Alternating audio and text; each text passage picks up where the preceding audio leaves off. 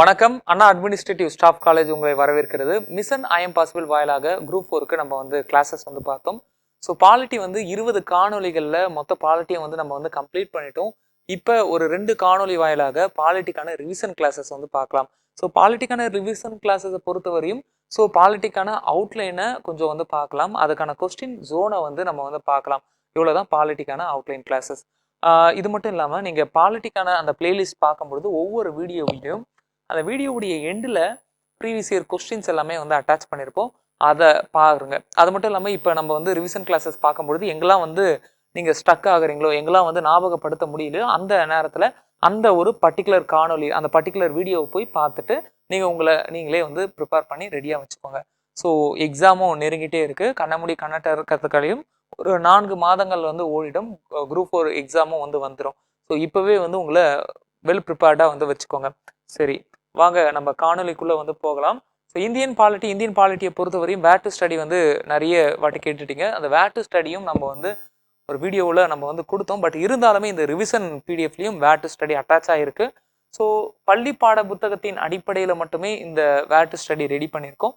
இதையும் தாண்டி நீங்கள் வந்து பார்க்கணும் அப்படின்னா தமிழ்நாடு வேலைவாய்ப்பு மற்றும் பயிற்சித்துறையுடைய அந்த பிடிஎஃப்பையும் நீங்கள் பார்த்துக்கலாம். அதையும் நம்ம டவுன்லோட் பண்ணி பார்த்துக்கலாம்.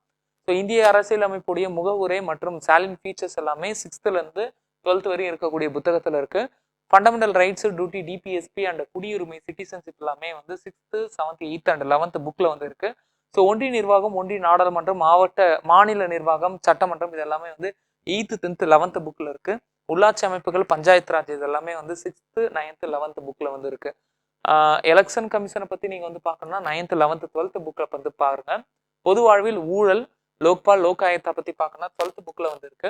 ஸோ பெண்களுக்கு அதிகாரம் அளித்தல், நுகர்வோர் பாதுகாப்பு, மனித உரிமைகள் சாசனம், கூட்டாட்சி அடிப்படை தன்மைகள், மத்திய மாநில உறவுகள் இதெல்லாமே வந்து 12th standard new political science புக்கில் வந்து இருக்கு. ஸோ அதுக்கான டாபிக்ஸும் வந்து கொடுத்துருக்கோம். ஸோ இந்த வேர் டு ஸ்டடி பிடிஎஃப்பை நீங்கள் சேவ் பண்ணி வச்சுக்கோங்க. சரி, பாலிட்டியை பொறுத்தவரையும் ஸோ அரசியல் நிர்ணய சபையை வந்து உருவாக்குனதுலேருந்து நம்ம வந்து ரிவிஷன் பார்ப்போம். அதுக்கு முன்னாடி இருந்த ஒழுங்குமுறை சட்டங்களோ இல்லை கவுன்சில் சட்டங்களோ வந்து நம்ம இப்போ வந்து பார்க்க வேண்டாம்.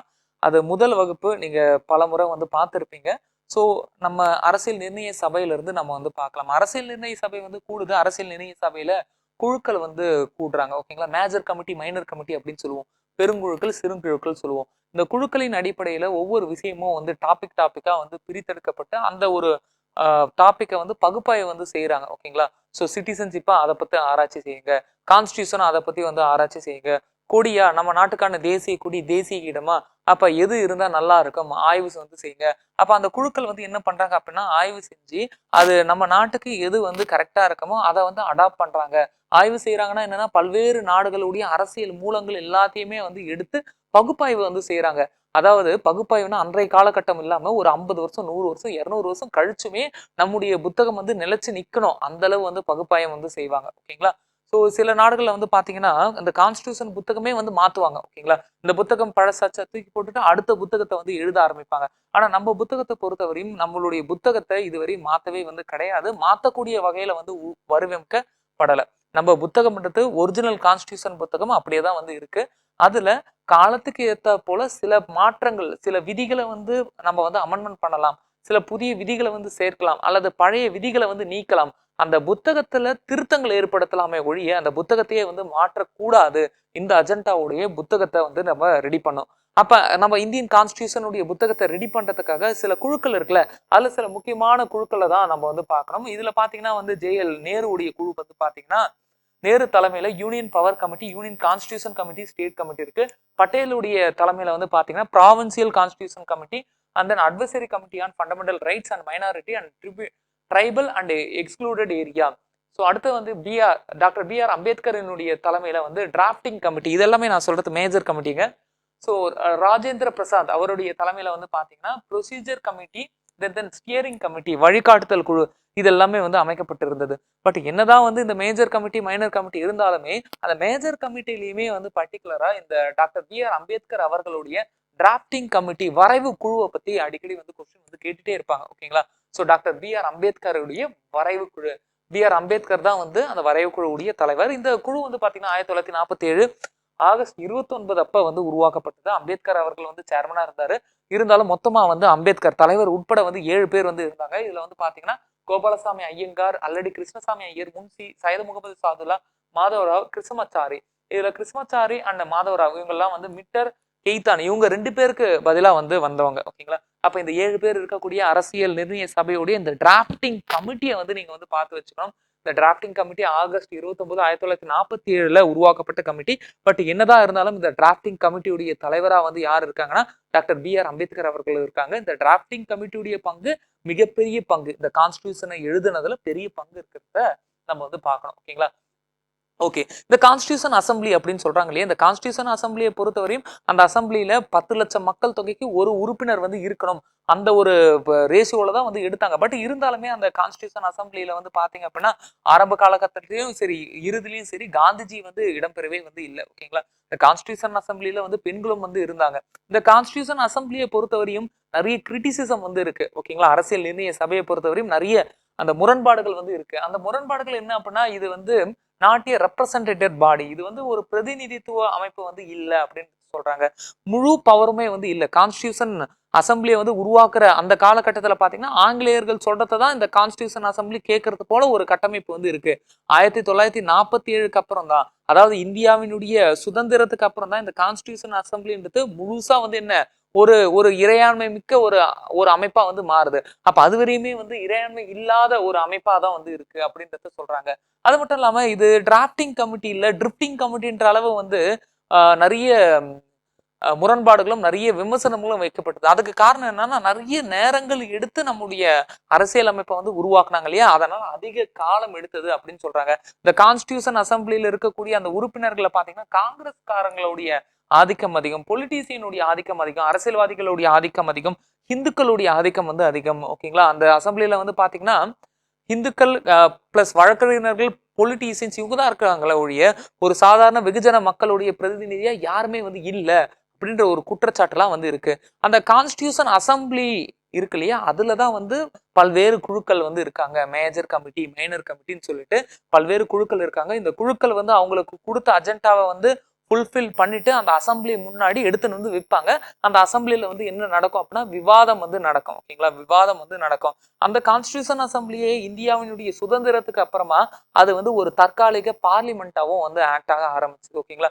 தற்காலிக பார்லிமெண்ட் அது வந்து எப்படின்னா இந்தியாவில முழு தேர்தலும் நடத்தி முடித்து ஒரு நிரந்தர பார்லிமெண்ட் உருவாகிற வரைக்குமே அந்த கான்ஸ்டிடியூஷன் அசம்பிளியில இருக்கக்கூடிய உறுப்பினர்கள், கான்ஸ்டிடியூஷன் அசம்பிளியில இருக்கக்கூடிய ஒரு தற்காலிக ஒரு மந்திரி சபையை வந்து உருவாக்கி தான் வந்து நம்ம நாட்டை வந்து பாதுகாத்தாங்க, இல்ல வழி நடத்தினாங்க அப்படின்றத நம்ம வந்து சொல்லணும். அப்ப கான்ஸ்டிடியூஷன் அசம்பிளி இருக்கு. அந்த அசம்பிளியில நிறைய குழுக்கள் இருக்காங்க. அந்த குழுக்கள்ல வந்து பாத்தீங்கன்னா ரொம்ப முக்கியமான குழு வந்து டிராப்டிங் கமிட்டி. அந்த டிராப்டிங் கமிட்டியில 7 பேர் இருக்கக்கூடிய ஒரு உறுப்பினர்கள் 7 உறுப்பினர்கள் வந்து இருக்காங்க. இது எல்லாத்தையும் அப்படியே வந்து மைண்டுக்குள்ள வந்து கொஞ்சம் கொஞ்சமா ஓட விடுங்க.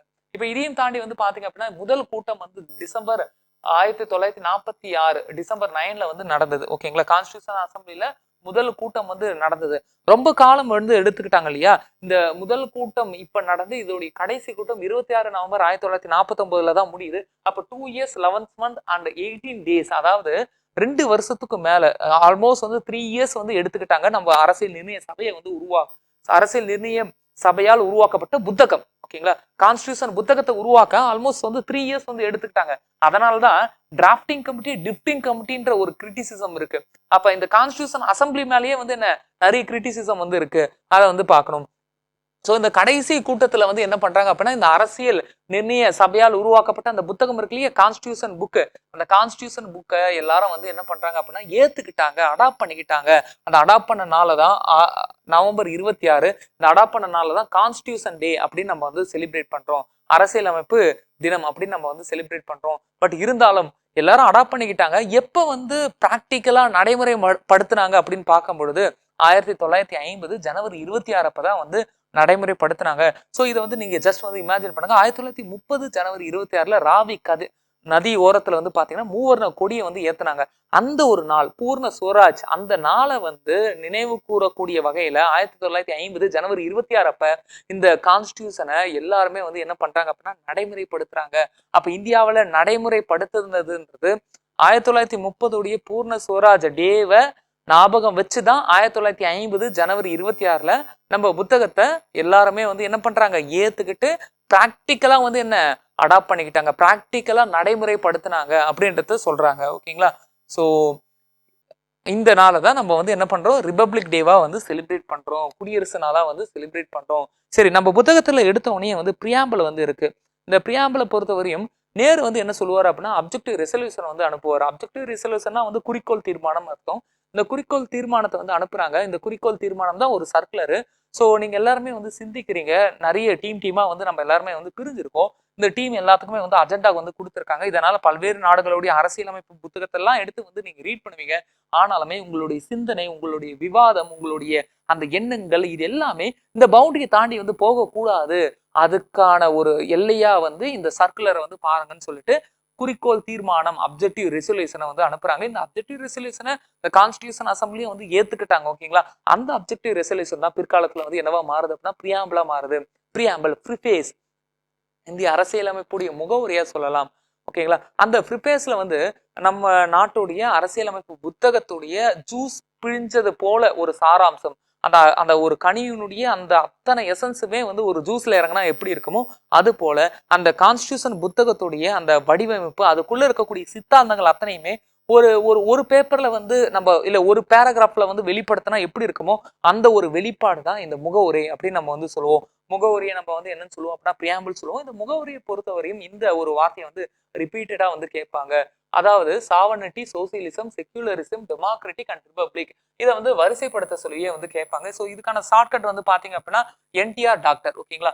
ஸோ என்டிஆர் அண்ட் டாக்டர், நீங்க அந்த வீடியோ பாத்தீங்கன்னாலே வந்து உங்களுக்கு வந்து தெரியும். இது தாண்டி ஜஸ்டிஸ், லிபர்ட்டி, ஈக்வாலிட்டி, ஃபெர்டர்னிட்டி, இது எல்லாமே வந்து அங்க கான்ஸ்டியூஷன் புத்தகத்துல இருக்கக்கூடிய பிரியாம்பிள்ல இடம்பெற்ற வார்த்தைகளா வந்து இருக்கு. இதுல வந்து ரிப்பீட்டடா கேட்கக்கூடிய கொஸ்டின் என்ன அப்படின்னா, பிரெஞ்சு புரட்சியிலிருந்து எடுக்கப்பட்ட வார்த்தைகள் என்னென்ன நம்மளுடைய பிரியாம்பிள்ல, இது வந்து கொஸ்டினா வந்து கேட்கறாங்க. இந்த பிரியாம்பிளை பொறுத்தவரையும் ஓகே, நேருடைய அப்ஜெக்டிவ் ரெசல்யூஷன் மட்டும் வந்து இங்க முக்கியம் கிடையாது, இங்க இருக்கக்கூடிய என்டிஆர் டாக்டர் மட்டும் முக்கியம் கிடையாது. இந்த பிரியாம்பிளை பத்தி ஒவ்வொரு ஆளுமே வந்து என்ன பண்றாங்க அப்படின்னா ஆக்கப்பூர்வமான விமர்சனங்களை வந்து எடுத்து வச்சிருக்காங்க. அந்த விமர்சனங்களும் இங்க முக்கியமா வந்து தேடப்படுது. இப்ப அல்லடி கிருஷ்ணசாமி ஐயர் வந்து என்ன சொல்றாருன்னா, எங்களுடைய நீண்ட கால கனவு அப்படின்னு வந்து பிரியாம்பிளை வந்து புகழ்ந்துரைக்கிறாரு. ஓகேங்களா? முன்சி அவர்கள் வந்து என்ன சொல்றாங்கன்னா, ஹாரோஸ்கோப், ஒரு ஆளுடைய ஜாதகத்தை வச்சே வந்து அந்த ஆளை வந்து ஓரளவு கணிச்சிடலாம் இல்லையா, அதே போல இந்தியன் கான்ஸ்டியூஷனை கணிக்கணும் அப்படின்னா இந்த ஜாதகம் வேணும். எந்த ஜாதகம்? அதுதான் பிரியாம்பிள் அப்படின்னு சொல்றாங்க. யார்? முன்சி பண்டிட் தாகுதாஸ் பார்கவா. அவர் வந்து என்ன சொல்றாரு அப்படின்னா, இந்தியாவினுடைய ரொம்ப முக்கியமான ஒரு பகுதி, இந்தியன் கான்ஸ்டியூஷனுடைய முக்கியமான ஒரு பகுதியா இந்த பிரியாம்பிளை வந்து பாருங்க. அது மட்டும் இல்லாம கீ ஸ்டோன் மற்றும் ஆன்மா, ஜுவல் செட், இது எல்லாத்தையும் வந்து சொல்றாங்க. எஸ், இது வந்து என்ன ஒரு நகைப்பெட்டி போல வந்து இருக்கு. இதுதான் வந்து என்ன இந்தியன் கான்ஸ்டியூஷனுடைய சோலா வந்து இருக்கு, கீ ஸ்டோனா இருக்கு. ஒரு ஆர்ச்ல அதுதான் வந்து கீ ஸ்டோன். அந்த கீ ஸ்டோன் எடுத்தோம்னா ஆர்ச் வந்து கவிழ்ந்துரும். அது போல ஒரு முக்கியமான ஒரு பகுதியா உறுப்பா வந்து என்ன இருக்கு, எது? நம்மளுடைய பிரியாம்பிள் அப்படின்னு சொல்றாங்க. அடுத்து வந்து பாத்தீங்கன்னா பார்க்கர், அவர் வந்து என்ன சொல்றாரு அப்படின்னா கீ நோட் அப்படின்னு சொல்றாரு. ஒரு முக்கியமான ஒரு குறிப்பு அடங்கின ஒரு பெட்டகமா நம்மளுடைய பிரியாம்பிளை வந்து பாக்குறாங்க. ஓகேங்களா? அடுத்தது ஜஸ்டிஸ் இதயத்துல்லா, அவர் என்ன சொல்றாரு அப்படின்னா பிரியாம்பிள் வந்து சோல் ஆஃப் அவர் கான்ஸ்டியூஷன் அப்படின்றத யூரோ வந்து என்ன மறுபடியும் வந்து சொல்றாரு. ஸோ அடுத்தது பல்கிவாலா. பல்கிவாலா என்ன சொல்றாரு அப்படின்னா, ஒரு ஸ்டூடெண்ட்டை வந்து பார்த்தோன்னா ஐடி கார்டை எடுத்து பார்த்தாலே அந்த ஸ்டூடெண்ட்டுடைய பேசிக் ஃபீச்சர்ஸ் எல்லாமே தெரிஞ்சிடும். பிளட் குரூப் என்ன, எங்கேருந்து வந்திருக்காங்க, எந்த இயர் வந்து பாஸ் அவுட் ஆக போறாங்க, எல்லாமே வந்து தெரிஞ்சிடும், என்ன டிபார்ட்மெண்ட். அதே போல இந்தியன் கான்ஸ்டியூஷனுடைய ஒரு அடையாள அட்டையா நம்ம பிரியாம்பிளை வந்து பார்க்கலாம். அப்ப பிரியாம்பிள் ஃபர்ஸ்ட் பேஜ்ல இருக்கக்கூடிய ப்ரிஃபேஸ்ன்றது ரொம்ப முக்கியமான ஒண்ணா நீங்க வந்து பார்க்கலாம். அப்ப அப்ஜெக்டிவ் ரெசல்யூஷன் வந்து பாருங்க, அதை என்னைக்கு வந்து பாஸ் பண்ணாங்க, என்னைக்கு வந்து அடாப்ட் பண்ணாங்கன்றத பாருங்க. அது மட்டும் இல்லாம இங்க இருக்கக்கூடிய இந்த கிரிட்டிசிசத்தையும் நீங்க வந்து பாருங்க. இது எல்லாமே வந்து ஆக்கப்பூர்வமான ஒரு கிரிட்டிசிசமா பார்க்கலாம். இந்த பிரியாம்பிள் பத்தி ஆல்ரெடி நிறைய கேசஸ் வந்து இருக்கு. பிரியாம்பிள் அரசியலமைப்புடைய முக்கியமான பகுதியா இல்லையா, அப்ப பிரியாம்பிளை திருத்தலாமா கூடாதா, அப்ப பிரியாம்பிளை திருத்தணும் அப்படின்னா அந்த அதிகாரம் எந்த ஆர்டிக்கல்ல வந்து இருக்கு. ஸோ இது சார்ந்த கேசஸ் வந்து ரொம்ப முக்கியமா வந்து நம்ம வந்து பாக்குறோம். அப்ப இந்த திருத்தக்கூடிய அந்த இயல்பு 1960 பெருபாரி யூனியன் கேஸ் வந்தது. இதுல வந்து என்ன சொல்றாங்கன்னா, பிரியாம்பிளை வந்து நீங்க வந்து திருத்த முடியாது அப்படின்றத சொல்றாங்க. கேசவனந்தா பாரதி கேஸ் வந்து என்ன சொல்றாங்க அப்படின்னா, சோ பிரியாம்பிளை வந்து நீங்க வந்து திருத்தலாம், பட் அடிப்படை கட்டமைப்பை மாத்தாம, பேசிக் ஃபீச்சர்ஸை மாத்தாம நீங்க வந்து திருத்தணும் அப்படின்னு சொல்றாங்க. இந்த கேசவானந்த பாரதி கேஸ் இருக்கு இல்லையா, இது எல்லா இடங்கள்லயும் வந்து வரும். ஓகேங்களா, நாட் ஓன்லி பிரியாம்பிள், அடுத்தடுத்த சாப்டர்லயுமே வந்து கேசவானந்த பாரதி கேஸ் வந்து வரும். அப்ப இங்க என்ன சொல்றாங்க அப்படின்னா, கேசவானந்த பாரதி கேஸ்ல அடிப்படை கட்டமைப்பு, இந்தியன் கான்ஸ்டியூஷனுடைய அடிப்படை கட்டமைப்பை மாத்தாம நீங்க வந்து திருத்திக்கலாம். சார் அடிப்படை கட்டமைப்புனா என்ன சார்? இப்ப அடிப்படை கட்டமைப்புக்கு ஒரு எக்ஸாம்பிள்னா, அடிப்படை கட்டமைப்புகள் எல்லாமே காலத்துக்கு ஏற்ற மாதிரி மாறிக்கிட்டே வந்து இருக்கும். இதை வந்து ஃபர்ஸ்ட் நீங்க வந்து புரிஞ்சுக்கணும். அடிப்படை கட்டமைப்புல இப்ப எக்ஸாம்பிள், இப்ப நான் சில சிறப்பு இயல்புகளை வந்து சொல்றேன். எது நம்மளுடைய கான்ஸ்டியூஷன் புத்தகத்துடைய சிறப்பு இயல்புகள். அந்த சிறப்பு இயல்புகளை நம்ம வந்து அப்படியே மாத்திரத்தை போல ஒரு மாற்றத்தை சட்ட புத்தகத்துல கொண்டுட்டு வரணும்னா அது தப்பு. ஓகேங்களா, சிம்பிள். ஓகேங்களா, இப்ப எக்ஸாம்பிள், ஜுடிஷரி, எக்ஸிக்யூட்டிவ், லெஜிஸ்லேட்டிவ்னு சொல்லிட்டு 3 தூண்கள் வந்து இருக்கு. இதுல வந்து ஜுடிஷரி பாத்தீங்க அப்படின்னா ரொம்ப இண்டிபெண்டா இருக்கக்கூடிய ஒரு பாடி. ஓகேங்களா, அது யாரையுமே வந்து டிபெண்ட் பண்ணி இருக்கணும்ன்ற அவசியம் கிடையாது. ஆனா இப்ப நம்ம வந்து நம்மளுடைய சட்ட புத்தகத்துல ஜுடிஷியரிய நம்ம வந்து கடிவாளம் போட்டு அதை வந்து அதோடைய பவர், அதாவது நீதித்துறையுடைய பவரை வந்து நம்ம கட்டுப்படுத்துறது போல, அந்த நீதி தேவதையுடைய கையில வந்து சங்கிலி இடுறது போல ஏதாவது ஒரு சட்ட திருத்தம் பண்ணோம் அப்படின்னா அப்ப பேசிக் ஃபீச்சர்ஸ் வயலேட் ஆகுது, கான்ஸ்டியூஷனுடைய அடிப்படை கட்டமைப்பு வந்து மாறுது அப்படின்னு சொல்லிட்டு என்ன பண்ணுவாங்கன்னா அந்த சட்ட திருத்தத்தையே கேன்சல் பண்ணிடுவாங்க. ஓகேங்களா, அப்ப அந்த அடிப்படை கட்டமைப்பு அதுக்கான டெஃபினிஷன் வந்து காலத்துக்கு ஏற்ற மாதிரி மாறிக்கிட்டே இருக்குன்றத சொல்றாங்க. ஸோ அதுக்கான ஒரு முக்கியமான கேஸ் வந்து என்ன, இந்த கேசவானந்தா பாரதி கேஸ். ஸோ நம்ம வந்து பெருசா வந்து இந்த சட்ட திருத்தம் எல்லாமே வந்து பண்ணணும் அப்படின்னா இந்த ஆர்டிகல் 368. ஓகேங்களா, ஸோ இந்த 368ன்றது ரொம்ப முக்கியமான ஒரு ஆர்டிகல். இது பார்லிமெண்ட் வரும்போது நீங்க வந்து பார்க்கலாம். ஓகேங்களா, ஸோ இது மட்டும் இல்லாம இந்த பிரியாம்பிளை எத்தனை வாட்டி வந்து திருத்தி இருக்காங்கன்னு கேட்பாங்க. இதுவரை ஒரு வாட்டி தான் திருத்தி இருக்காங்க, 1976ல. ஸோ 3 புதிய வார்த்தைகள் வந்து சேர்த்தாங்க. அந்த புதிய வார்த்தைகள் என்னன்னா சோசியலிஸ்ட், செக்யூலர் அண்ட் இன்டெகிரிட்டின்னு சொல்லக்கூடிய 3 வார்த்தைகள் வந்து சேர்த்தாங்க. ஸோ என்ன சார் அந்த பேசிக் ஃபீச்சர்ஸ்? இப்ப சிறப்பான இயல்புகள் இருக்கு இல்லையா, இந்த சிறப்பு இயல்புகளை வந்து பார்க்கலாம். இதுலயே வந்து சில பேசிக் ஃபீச்சர்ஸ் வந்து வரும். ஆமா, நம்ம நீண்ட எழுதப்பட்ட அரசியலமைப்பா நம்மளுடைய இந்தியன் கான்ஸ்டியூஷன் வந்து பார்க்கலாம். அது மட்டும் இல்லாம பல்வேறு நாடுகள்ல இருந்து எடுத்தோம். இப்ப அடுத்த கொஸ்டின் ஏரியா இதுதான், எந்தெந்த நாடுகள்ல இருந்து எதெல்லாம் வந்து எடுத்தோன்றத கொஸ்டினா வந்து கேட்பாங்க. அதுக்கான ஒரு சார்ட்டையும் நம்ம வந்து பார்த்து ரிவைஸ் பண்ணிடலாம். இது மட்டும் இல்லாம வந்து ரிஜிட் அண்ட் பிளெக்சிபிலிட்டி ரெண்டுமே வந்து இங்க இருக்கு. ரிஜிட் அண்ட் பிளெக்சிபிலிட்டினா இப்போ ஒரு சட்ட திருத்தத்தை வந்து கொண்டுட்டு வரணும்னா சிம்பிள் மெஜாரிட்டியா இல்ல ஸ்பெஷல் மெஜாரிட்டியா, அதாவது பார்லிமெண்ட்ல மட்டும் வந்து என்னன்னா அந்த மெஜாரிட்டியை வந்து ப்ரூவ் பண்ணணுமா, இல்ல இதையும் தாண்டி ஸோ மாநிலங்களுடைய சட்டமன்றத்திலேயே மெஜாரிட்டி வந்து ப்ரூவ் பண்ணணுமா, இதுதான் வந்து என்ன பிளெக்சிபிலிட்டியா இல்ல ரிஜிடிட்டியா அப்படின்னு சொல்லக்கூடிய ஒரு அமைப்பா வந்து நம்ம வந்து பார்க்கலாம். Parliamentary form of government. அது மட்டும் இல்லாம நீதித்துறையுடைய சுப்ரீமசியும் வந்து இருக்கு, பார்லிமெண்ட்டுடைய அந்த சாவர்னிட்டியும் வந்து இருக்கு. ஒற்றையாட்சி தன்மையுடைய கூட்டாட்சி, அதாவது சென்ட்ரல் கவர்மெண்ட் தான் ஸ்ட்ராங், பட் இங்க சென்ட்ரல் கவர்மெண்ட்டும் இருக்கு, ஸ்டேட் கவர்மெண்ட்டும் வந்து இருக்கு. ஸோ இதையும் தாண்டி வந்து பாத்தீங்கன்னா நீதித்துறை வந்து ரொம்பவே வந்து இண்டிபெண்டா இருக்கு, சிங்கிள் சிட்டிசன்ஷிப் வந்து இருக்கு, எல்லாருக்கும் வந்து ஃபண்டமெண்டல் ரைட்ஸ் வந்து இருக்கு. ஸோ டிபிஎஸ்பி இருக்கு, ஃபண்டமெண்டல் டியூட்டி இருக்கு, யூனிவர்சல் அடல்ட் பிரான்ஸ் சொல்லக்கூடிய இந்த 18 வயது ஆனவர்களுக்கான வாக்குரிமையும் வந்து இருக்கு. இது மட்டும் இல்லாம இண்டிபெண்டன்ட் பாடி, மதச்சார்பற்ற ஒரு அரசா வந்து இருக்கு. 3 அடுக்கு அரசாங்கம் சொல்லிட்டு இங்க சென்ட்ரல் ஸ்டேட் மட்டும் கிடையாதுங்க, இங்க லோக்கல் பாடியும் வந்து இருக்கு, முனிசிபாலிட்டியும் இருக்கு, பஞ்சாயத்தும் இருக்கு. ஸோ அதை பத்தியும் சொல்றாங்க. காந்தியினுடைய கனவு வந்து என்ன, இந்த 3 டயர் சிஸ்டம். அதுக்கப்புறம் பாத்தீங்கன்னா அவசர கால வகைகள் அப்படின்னு சொல்லக்கூடிய இந்த எமர்ஜென்சி. ஓகேங்களா, national emergency, state emergency and financial emergency சொல்லக்கூடிய இந்த எமர்ஜென்சி. தென் கோஆபரேட்டிவ் சொசைட்டி. ஓகேங்களா, கூட்டுறவு சங்கங்கள். அப்ப இது எல்லாமே இந்தியன் கான்ஸ்டியூஷனுடைய சிறப்பு இயல்புகளா பாக்குறோம். இந்த சிறப்பு இயல்புகள்ல சில அடிப்படை தத்துவம் இருக்குல்ல, அதாவது இண்டிபெண்டன்ட் ஜுடிஷியரி. ஓகேங்களா, சென்ட்ரல் ஸ்டேட் இருந்தாலும் சென்ட்ரலுக்கு பவர் அதிகம். இது எல்லாமே வந்து சிறப்பான இயல்புகள், சிறப்பான அடிப்படை கட்டமைப்புகள். இந்த அடிப்படை கட்டமைப்புகளை மாத்தாம நீங்க வந்து சட்டம் ஏற்றிக்கலாம். ஒருவேளை இதை மாத்திரா போல சட்டம் இருந்ததுன்னா அந்த சட்டம் கேன்சல், அது சொல்லக்கூடிய அதிகாரம் சுப்ரீம் கோர்ட்டுக்கு இருக்கு. அப்ப சுப்ரீம் கோர்ட்டுக்கு சுப்ரீமசி இருக்கு, அதே நேரத்துல பார்லிமெண்ட்டுக்கு சாவர்னிட்டி இருக்கு. பார்லிமெண்ட் நினைச்சா என்ன சட்டம் வேணாலும் போட்டுக்கலாம், அடிப்படை கட்டமைப்பை மாத்தாம போட்டணும். ஒருவேளை அடிப்படை கட்டமைப்பு மாறக்கூடிய வகையில சட்டம் போட்டாங்கன்னா அந்த நேரத்துல சுப்ரீம் கோர்ட் வந்து கேள்வி கேட்கும். ஓகேங்களா, சோ இந்த ஒரு புரிதலோட வந்து பாருங்க.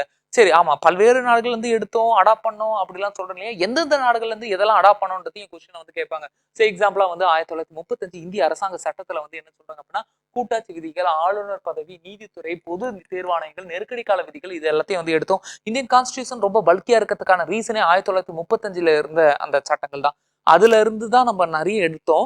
1935 உடைய கவர்மெண்ட் ஆஃப் இந்தியாவுடைய அந்த கவுன்சில் ஆக்ட் சட்டம் இருக்கு இல்லையா, அந்த சட்டமே வந்து ரொம்ப பல்கு. ஓகேங்களா? அப்ப இந்தியன் கான்ஸ்டியூஷனுடைய பெரும்பாலான பகுதி அந்த 1935 கவர்மெண்ட் ஆஃப் இந்தியா ஆக்ட்ல இருந்து எடுத்ததுனால நம்ம கான்ஸ்டியூஷன் புக்கும் வந்து என்னன்னா பல்கா வந்து மாறுச்சு. ஸோ பிரிட்டன் கிட்ட இருந்து, அமெரிக்கா கிட்ட இருந்து, அயர்லாந்து கிட்ட இருந்து, கனடா கிட்ட இருந்து, ஆஸ்திரேலியா அண்ட் பிரான்ஸ் கிட்ட இருந்து என்னெல்லாம் எடுத்தோம்னு நம்மளுடைய ஸ்கூல் புக்லயே வந்து இருக்கு. இது ரொம்பவே முக்கியமான ஒரு கண்டென்ட்டா வந்து பார்க்கலாம். ஓகேங்களா? ஸோ அதுதான் வந்து நம்ம என்ன பண்ணியிருக்கோம் அப்படின்னா ஒரு மைண்ட் மேப்பா வந்து கொடுத்துருக்கோம். கன்கரண்ட் லிஸ்ட், ஜாயிண்ட் சிட்டிங் இதெல்லாம் ஆஸ்திரேலியா, பிரெஞ்சு கிட்ட இருந்து தான் லிபர்ட்டி, ஈக்வாலிட்டி அண்ட் ஃபெர்டினாலிட்டின்னு சொல்லக்கூடிய இந்த 3 வார்த்தைகளை வந்து எடுத்து நம்ம பிரியாம்பிள்ல வந்து யூஸ் பண்ணோம். எமர்ஜென்சியை பத்தி வந்து ஜெர்மன் கிட்ட இருந்து தான் நம்ம வந்து எடுத்தோம். ஸோ உடைக்கப்படாத ரஷ்யா கிட்ட இருந்து ஃபண்டமெண்டல் டியூட்டிஸை பத்தி நம்ம வந்து எடுத்தோம். அது மட்டும் இல்லாம சோசியோ எக்கனாமிக் அண்ட் பொலிட்டிக்கல் ஜஸ்டிஸை பத்தின அந்த ஐடியாலஜி எல்லாமே வந்து ரஷ்யா கிட்ட இருந்து தான் வந்து எடுத்தோம். ஸோ கனடா கிட்ட இருந்து எடுத்தது வந்து ஒரு சென்ட்ரல் கவர்மெண்ட் வந்து ஸ்ட்ராங்கா இருந்து ஒரு ஃபெடரலிசம் வந்து உருவாகிறதுன்றது கனடா கிட்ட இருந்து தான் வந்து எடுத்தோம். கவர்மெண்ட் ஆஃப் இந்தியா ஆக்ட் கிட்ட இருந்து சில விஷயங்கள் வந்து எடுத்தோம். யூஎஸ்ஏ கிட்ட இருந்து என்ன எடுத்தோம் அப்படின்னா சுப்ரீம் கோர்ட், ஹை கோர்ட் ஜட்ஜஸோடைய removal, fundamental rights, so independent judiciary இந்த சிஸ்டம் எல்லாமே வந்து யூஎஸ்ஏ கிட்ட இருந்து எடுத்து, சவுத் ஆப்பிரிக்கா கிட்ட இருந்து என்ன எடுத்தோம் அப்படின்னா இந்த கான்ஸ்டியூஷனை வந்து அமெண்ட்மெண்ட் பண்ணக்கூடிய ப்ரொசீஜர் பத்தியும், ஸோ அப்பர் ஹவுஸ்ன்னு சொல்லக்கூடிய ராஜ்யசபாவில் இருக்கக்கூடிய உறுப்பினர்களோட எப்படி வந்து நம்ம வந்து செலக்ட் பண்ணணும் அந்த ப்ரொசீஜரை பத்தி நம்ம வந்து எடுத்தோம். ஸோ இது மட்டும் இல்லாம வந்து பிரிட்டிஷ் கிட்ட இருந்து என்ன எடுத்தோம் அப்படின்னா ரோல் ஆஃப் லா அப்படின்னு சொல்லக்கூடிய அந்த ஒரு கான்செப்டை நம்ம வந்து எடுத்தோம். சிங்கிள் சிட்டிசன்ஷிப் எடுத்தோம். அது மட்டும் இல்லாம ஈரவைன்னு சொல்லக்கூடிய பை கேமலரிசம், மேலவை கீழவை, அது மட்டும் இல்லாம கேபினட் சிஸ்டம் எல்லாத்தையும் வந்து அங்க இருந்து தான் எடுத்தோம். ஐரிஷ் கான்ஸ்டியூஷன்ல இருந்து டிபிஎஸ்பியை வந்து நம்ம வந்து எடுத்திருக்கோம். ஓகேங்களா? ஸோ ஜப்பான் கிட்ட இருந்து ஃபங்க்ஷன் ஆஃப் சுப்ரீம் கோர்ட் வந்து நம்ம வந்து எடுத்தோம். அப்ப ஒவ்வொரு நாடுகள் கிட்ட இருந்து என்னென்ன கான்செப்டை நம்ம வந்து எடுத்தோன்றது ரொம்ப முக்கியம். இங்க வந்து எடுத்தோம்னா ஜஸ்ட் லைக் தட்லாம் எடுக்கலங்க. ஃபர்ஸ்ட் அந்த புரிதலோட வந்து பாருங்க. அப்ப இங்க இருந்து கொஞ்சம், இங்க இருந்து கொஞ்சம் இல்ல, அங்க இருந்து அப்படியே வந்து எடுத்து நம்ம வந்து சேர்க்கல. ஓகேவா? அங்க இருந்து எடுத்து ஆராய்ச்சி பண்ணாங்க. இது இந்தியன் சூழலுக்கு வந்து இது வந்து ஏத்துக்கக்கூடிய வகையில வந்து இருக்குமா, இல்ல 50 வருஷம் கழிச்சு நம்ம புக்கையே மாத்தணுமா, இல்ல 50 வருஷம் இல்ல 100 வருஷம் கழிச்சாலும் கூட நம்மளுடைய புத்தகம் வந்து ரொம்ப ஸ்ட்ராங்கா வந்து இருக்கணும், அந்த வகையில நம்ம நாட்டுக்கு ஏத்தது போல தகவமைச்சு கொஞ்சம் மாத்திக்கிட்டு வந்து எடுத்தோன்றதுதான் வந்து இங்க சொல்லக்கூடிய உண்மையா வந்து நீங்க வந்து பார்க்கணும். கொஞ்சம் மாத்தணுங்க, மாத்திதான் நம்ம வந்து எடுத்தோன்றத புரிஞ்சுக்கோங்க. ஓகேங்களா? ஸோ இதையும் தாண்டி பிரியாம்பிள் பத்தின ஒரு மைண்ட் மேப் வந்து கொடுத்துருக்கோம். ஸோ இந்த மைண்ட் மேப் வந்து கொஞ்சம் செக் பண்ணி பாருங்க. ஓகேங்களா? ஸோ அதுக்கப்புறம் வந்து பாத்தீங்கன்னா இந்த பார்ட் 1ல வந்து யூனியன் மற்றும் அதனுடைய இந்த டெரிட்டரியை பத்தி நம்ம வந்து பார்க்கணும். இந்திய அரசாங்கத்தை பத்தியும் அந்த இந்திய அரசாங்கத்தில் இருக்கக்கூடிய அந்த மாநிலங்கள் பத்தியும் நம்ம வந்து பார்க்க வேண்டியது இருக்கு. இதை பத்தின ஆர்டிகல் தான் ஆர்டிகல் 1ல ஆரம்பிச்சு ஆர்டிகல் 4 வரையும் நம்ம வந்து பார்க்கணும். அத்தனையும் வந்து ரொம்ப முக்கியம். ஆர்டிகல் 1 வந்து என்ன சொல்லுதுன்னா இந்தியா தட் பாரத் அப்படின்னு சொல்லிட்டு இந்தியாவினுடைய பேரை வந்து ஃபர்ஸ்ட் வந்து சொல்றதே ஆர்டிகல் 1 தான். ஓகேங்களா? ஸோ அது மட்டும் இல்லாம அதனுடைய எல்லைகளை பத்தியும் சொல்றாங்க. ஆர்டிகல் 2 வந்து என்ன சொல்றாங்க அப்படின்னா புதிய மாநிலங்களை வந்து சேர்க்கறதோ இல்லைன்னா வந்து உருவாக்கத்தையோ சொல்றாங்க. இப்போ போர் மூலியமா வந்து ஏதோ ஒரு நாட்டுக்கிட்ட இருந்து சில பகுதிகளை வந்து நம்ம வந்து சேர்க்கலாம். அப்ப இது எல்லாத்துக்கான அதிகாரம் வந்து யாருக்கிட்ட இருக்கு, இது எல்லாத்தையும் வந்து சேர்த்தாலும் அது இந்தியாவோட சேருதா, மற்றும் இந்தியாவில இருந்து சில பகுதியை வந்து விட்டு கொடுக்கறதும் வந்து என்ன இந்த ஆர்டிகல் 2ல தான் வந்து இருக்கு. அது மட்டும் இல்லாம ஆர்டிகல் 3 வந்து என்ன சொல்லுது அப்படின்னா இப்ப வந்து என்னன்னா ஒரு மாநிலத்தை வந்து 2ஆ உடைக்கிறது, இப்ப இந்தியாக்குள்ளவே இருக்கக்கூடிய நிலப்பரப்பை 2ஆ உடைக்கிறது, இல்ல 2 நிலப்பரப்பை ஒன்னா சேர்க்கறது, இதை பத்தி எல்லாம் பேசக்கூடிய ஆர்டிகல் வந்து பாத்தீங்கன்னா ஆர்டிகல் 3. ஓகேங்களா? ஆர்டிகல் 4 என்ன சொல்லுது அப்படின்னா இந்த ஆர்டிகல் 1ல இருந்து ஆர்டிகல் 3 வரையும் இருக்குல்ல, இது சம்பந்தப்பட்டு ஏதாவது சட்டம் வந்து ஏற்றணும் அப்படின்னா முழுக்க முழுக்க பவர் வந்து யார்கிட்ட இருக்கு அப்படின்னா சென்ட்ரல் பார்லிமெண்ட் கிட்ட தான் இருக்கு. ஸ்டேட் கிட்ட எந்த பவரும் இல்ல. ஆமா. அப்ப கேரளான்ற பேரு கேரளம் மாத்தணும் அப்படின்னு ஆசைப்படுறாங்கன்னா அது சட்டமன்றத்தால மட்டும் வந்து முடியாது. சட்டமன்றம் வந்து மனசு வைக்கணும். ஆனா அதை விட பெருசா வந்து மனசு வைக்கிறது பார்லிமெண்ட் தான். பார்லிமெண்ட் நினைச்சாதான் வந்து என்ன பேரை வந்து மாத்த முடியும். ஓகேங்களா? மெட்ராஸ் தமிழ்நாடு மாத்தின கதையா இருக்கட்டும், இல்ல ஆந்திரா தெலுங்கானா 2ஆ வந்து உடஞ்ச ஸ்டோரியா வந்து இருக்கட்டும், இது அத்தனைக்குமே வந்து யாருக்கு பவர் இருக்கு அப்படின்னா முழுக்க முழுக்க பார்லிமெண்ட்டுக்கு தான் வந்து பவர் வந்து இருக்கு அப்படின்றத சொல்றாங்க. ஓகேங்களா? ஸோ இது எல்லாமே வந்து சட்ட திருத்தமா வந்து கன்சிடர் பண்ண மாட்டாது. இதெல்லாம் வந்து கான்ஸ்டியூஷன் புக்ல வந்து சட்ட திருத்தம் பண்ணிலாம் வந்து கொண்டுட்டு வரணுன்ற அவசியம் வந்து கிடையாது அப்படின்றதையும் சொல்றாங்க. ஓகேங்களா? ஸோ இதுதான் வந்து ஆர்டிகல் 1ல இருந்து 4 வரையும். இங்க வந்து ரொம்ப முக்கியமான ஒரு வார்த்தை வந்து என்னன்னா இந்தியான்றது indestructible union and destructible state அப்படின்னு சொல்லக்கூடிய, அதாவது அழிக்கக்கூடிய மாநிலங்களின் அழியாத ஒன்றியம். அதாவது சென்ட்ரல் கவர்மெண்ட்ன்றது ரொம்ப ஸ்ட்ராங்கா வந்து இருக்கு. இந்த ஸ்டேட் கவர்மெண்ட்டை நினைச்சா எப்படி வேணாலும் வந்து உடைக்கலாம். ஓகேங்களா?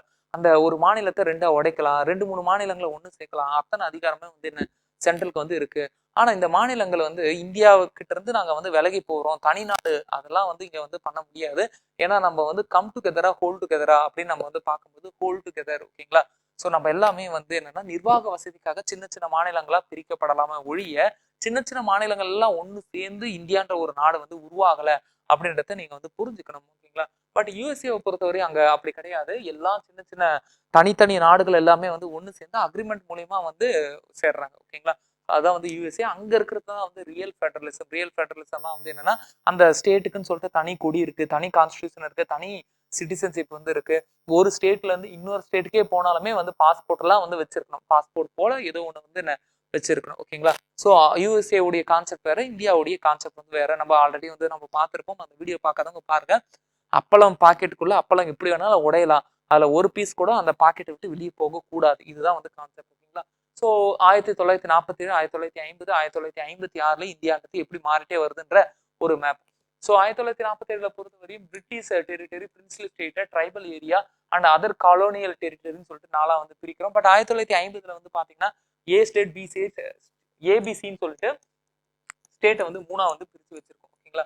பட் 1956 என்ன பண்ணாங்க அப்படின்னா இந்த மாநில மறுசீராய்வு சட்டங்கள் வாயிலாக வந்து என்னன்னா ஒவ்வொரு மாநிலங்களா வந்து உருவாகுது. இதுக்கு காரணம் வந்து என்னன்னா 1953 வாக்குல பொட்டி ஸ்ரீராமுலு அப்படின்னு சொல்லிட்டு அவர் வந்து என்ன கேட்கிறாரு அப்படின்னா மெட்ராஸ்ல இருந்து ஆந்திரா வந்து தனியா வந்து பிரிச்சு கொடுங்க அப்படின்னு சொல்லிட்டு அவர் வந்து கேட்கிறாரு.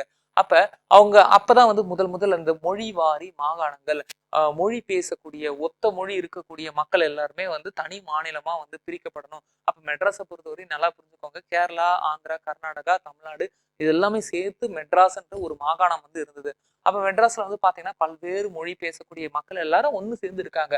ஆனா அது வந்து நல்லது கிடையாது அப்படின்னு சொல்லிட்டு ஒவ்வொரு மக்களும் என்ன சொல்றாங்க அப்படின்னா நாங்க மொழி தனியா பேசுறோம் இல்லையா, எங்க மொழி பேசக்கூடிய மக்கள் இருக்கக்கூடிய இடத்த மட்டும் வந்து நீங்க வந்து தனியா பிரிச்சு ஒரு மாநிலமா வந்து அங்கீகரிங்க அப்படின்னு வந்து பேசுறாங்க. ஆரம்ப காலகட்டத்துல இந்த மொழிவாரி மாகாணங்களா வந்து உருவாகிறதுக்கு யாருமே வந்து பர்மிட் பண்ணல. பட் இருந்தாலும் அங்கங்க போராட்டங்களும் உயிரிழப்புகளும் அதிகமாக என்ன பண்றாங்க அப்படின்னா மொழிவாரி மாகாணங்களா பிரிக்கலாம் அப்படின்னு சொல்றாங்க. ஆனா இங்க இன்னொன்னு வந்து புரிஞ்சுக்கோங்க. எல்லாருமே அழுத்த திருத்தமா என்ன தெரியுமா சொல்றாங்க, நிர்வாக வசதிக்காக வேணும்னா மாநிலங்களை வந்து பிரிக்கலாம். மொழியின் அடிப்படையில நம்ம வந்து பிரிக்கிறோம் அப்படின்னா அது வந்து இந்தியாவே கூறு போடுறதுக்கு சமம். அப்ப அங்க வந்து ஒரு இக்கு வைக்கிறாங்க. என்ன வைக்கிறாங்க அப்படின்னா ஒரு மொழி பேசுறவங்களுக்கு ஒரு மாநிலம். இந்த கான்செப்ட்லாம் கிடையாது. ஓகேங்களா? ஒரு மாநிலத்துல மேபி எத்தனை மொழிகள் வேணாலும் வந்து பேசக்கூடிய மக்கள் வந்து இருக்கலாம். ஆனா ஒரு மொழிக்கு ஒரு மாநிலம் அந்த கான்செப்ட்ல பிரிச்சோம் அப்படின்னா இந்தியாவை சின்ன சின்ன பீஸா தான் வந்து பிரிக்க முடியும். ஓகேங்களா? அப்ப அந்த கான்செப்ட்ல நாங்க பிரிக்கல. ஓரளவு மெஜாரிட்டி மொழி அந்த இடத்துல இருக்குன்னா அதை வந்து ஒரு மாநிலமா வந்து பிரிப்போம். அங்க வந்து லிங்குஸ்டிக் மைனாரிட்டி இருப்பாங்க. ஓகேங்களா? மொழியின் அடிப்படையில மைனாரிட்டி வந்து இருப்பாங்க. அவங்களுக்குன்னு சொல்லிட்டு தனியெல்லாம் வந்து பிரிச்சு கொடுக்க முடியாது அப்படின்றத சொல்றாங்க. அது மட்டும் இல்லாம பரவல் இருக்குங்க. இப்ப வந்து பாத்தீங்கன்னா தமிழ் மக்கள் தமிழ்நாட்டுல மட்டும்தான் வந்து இருக்காங்களான்னு கேட்டா இல்ல இல்லையா. பாம்பேல வந்து இருக்காங்க. பல்வேறு இடங்கள்ல இப்பவுமே வந்து பாகிஸ்தான்ல வந்து சில தமிழர்கள் வந்து இருக்காங்க. அப்ப இந்த மொழியின் அடிப்படையில நாடுகளை வந்து பிரிக்கிறதுன்றது கஷ்டம். மெஜாரிட்டி அடிப்படையில நிர்வாகத்தின் அடிப்படையில மட்டும்தான் வந்து பிரிக்க முடியுன்றத உறுதியா வந்து சொல்றாங்க. ஓகேங்களா? பல்வேறு குழுக்கள் அந்த குழுக்களை வந்து கொஞ்சம் வந்து ஒரு ரீகால் வந்து பண்ணிடுங்க. ஓகேங்களா? 1956 அப்புறமா அந்த மாநில மறுசீராய்வு சட்டம் அப்படின்னு சொல்லுவோம் இல்லையா. அதுக்கப்புறமா வந்து ஒவ்வொரு வருஷத்துலயுமே வந்து யார் யார் எந்தெந்த மாநிலங்கள்லாம் வந்து உருவாகுதுன்றத பேஸ் பண்ணி வந்து கொஸ்டின் வந்து கேட்பாங்க. ஓகேங்களா? 1900 அது மட்டும் இல்லாம யூனியன் பிரதேசங்கள் வந்து எப்படிலாம் வந்து உருவாகுது அதையும் வந்து கொஸ்டின் வந்து கேட்பாங்க. ஆல்ரெடி 1965, 62 புதுச்சேரி 14வது கான்ஸ்டியூஷன் அமெண்ட்மெண்ட் ஆக்ட். ஓகேங்களா? ஸோ இது போல இந்த constitution amendment act plus year plus வந்து எப்படி உருவானாங்க இதை பேஸ் பண்ணி ஆல்ரெடி வந்து கொஸ்டின் வந்து கேட்டிருக்காங்க. ஓகேங்களா? அப்ப இந்த இடத்துல வந்து பாக்குறீங்க அப்படின்னா இந்த பகுதிகள் ரொம்ப வந்து முக்கியம். ஓகேங்களா? அந்த ஒவ்வொரு பார்ட்லயுமே வந்து சில ஆர்டிகல்ஸ் வந்து இருக்கும். அந்த பார்ட் வந்து ஒரு சில சப்ஜெக்டை பத்தி டீல் பண்ணும். ஓகேங்களா? எக்ஸாம்பிள் இப்ப நம்ம வந்து பார்த்த விஷயங்கள்லாம் வந்து என்ன அப்படின்னா இந்த பகுதி 1 பத்தி தான் நம்ம வந்து பார்த்தோம். பகுதி 1 தான் வந்து எதை பத்தி பேசுது அப்படின்னா ஆர்டிகல் 1ல இருந்து 4 வரையும் இந்தியாவினுடைய இந்த மாநிலங்கள் மற்றும் அந்த பேர் மாற்றம் செய்யறது, மாநிலங்களை ஒண்ணு சேர்க்கிறது மற்றும் இந்தியான்றதுக்கான அர்த்தம் இது எல்லாத்தையும் வந்து பேசுறாங்க அப்படின்றத நம்ம வந்து பார்க்கிறோம். அடுத்தது வந்து பார்க்கும்பொழுது பகுதி 2ன்னு சொல்லக்கூடிய பார்ட் 2 பொறுத்தவரையும் இந்த சிட்டிசன்ஷிப்பை பத்தி நம்ம வந்து பார்த்தாகணும். ஆமா, சிட்டிசன்ஷிப். அப்ப இந்தியாவை பத்தி பேசி அதுக்கப்புறமே வந்து சிட்டிசன்ஷிப்பை பத்தி சொல்றாங்க அப்படின்னா அதுக்கான ரீசன் வந்து இருக்குங்க. ஏன் ரீசன் இருக்கு அப்படின்னு சொல்றேன்னா இப்ப சிட்டிசனுக்கு மட்டும்தான் சில உரிமைகள் வந்து இருக்கும். சிட்டிசனுக்கு மட்டும்தான் சில கடமைகள் வந்து இருக்கும். இப்ப சிட்டிசனுக்கு தான் சில உரிமைகள் இருக்கும் அப்படின்னா அதுக்கான அர்த்தம் என்ன? எக்ஸாம்பிள் எலெக்ஷன்ல நிக்கணும். ஃபாரினர் வந்து நிக்கலாமா? நிக்க கூடாது இல்லையா? அப்ப சிட்டிசனுக்கு மட்டும்தான் சில உரிமைகள் வந்து இந்தியாவில வந்து கொடுத்துருக்காங்க. இப்ப அரசாங்கத்தையே விமர்சிக்கலாம். ஆமா, இந்திய குடிமக்கள் அரசாங்கத்தை கன்ஸ்ட்ரக்டிவ் அதாவது வந்து என்னன்னா ஒரு வரமுறையான ஒரு வார்த்தைகள்ல வந்து என்ன விமர்சிக்கலாம். அதனாலதான் வந்து என்ன பேஸ்புக், ட்விட்டர், வலைதளத்துல எல்லாத்துலயுமே வந்து என்னன்னா விமர்சனங்கள் மாறி மாறி வந்து இருக்கு. அப்ப அந்த உரிமையை நமக்கு வந்து யார் கொடுக்குறாங்க அப்படின்னா நம்ம கான்ஸ்டியூஷன் தான் வந்து கொடுக்குது. அதுதான் வந்து அடிப்படை உரிமைகள். உங்களுக்கு பேச்சுரிமை இருக்கு, எழுத்துரிமை இருக்கு, தொழில் செய்யக்கூடிய உரிமை இருக்கு, எங்க வேணா குடியேறலாம், அந்த உரிமை வந்து இருக்கு. ஓகேங்களா? சோ உங்களை கைது செய்யறதுல இருந்து பாதுகாக்கக்கூடிய உரிமை வந்து இருக்கு. நீங்க எங்க இருந்தாலுமே உங்களை கொண்டுட்டு வந்து கோர்ட்ல நிப்பாட்டணும் அப்படின்னு வந்து சொல்லக்கூடிய உரிமை இருக்கு. உங்களுக்கான ஃபண்டமெண்டல் ரைட்ஸ் வந்து எப்பவுமே வந்து இருக்கு. அப்ப அந்த உரிமைகள் எல்லாமே முழுசா வந்து சேரணும்னா அப்ப யாருக்கு சேரும்? அப்ப பேசிக்காவே சில உரிமைகள் வந்து எல்லாருக்கும் வந்து பொதுவானது. நம்ம இந்தியனுக்கும் சரி, ஃபாரினருக்கும் சரி.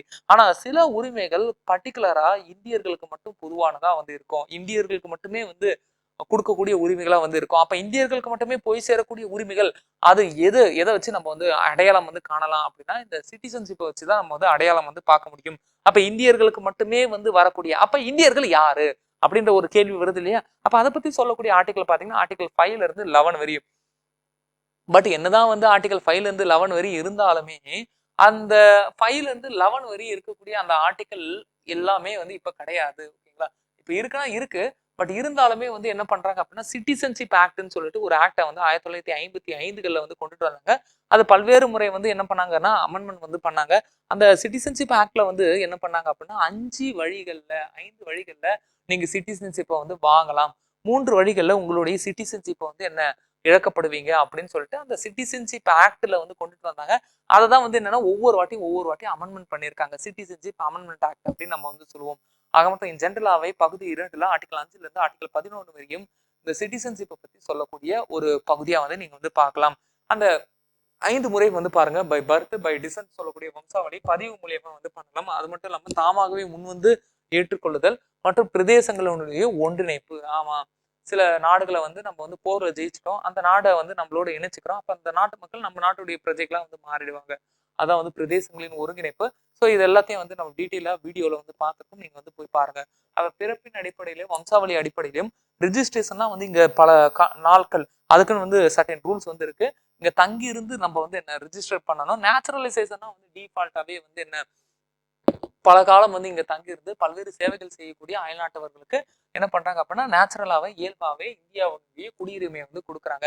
அதுக்கப்புறம் பாத்தீங்கன்னா வந்து இந்திய குடியுரிமையை வந்து எப்படிலாம் வந்து இழக்கப்படலாம் அப்படின்னா துறப்பதன் மூலமாக தாமாகவே முன் வந்து எனக்கு சிட்டிசன்ஷிப் வந்து வேண்டாம் அப்படின்னு சொல்றது.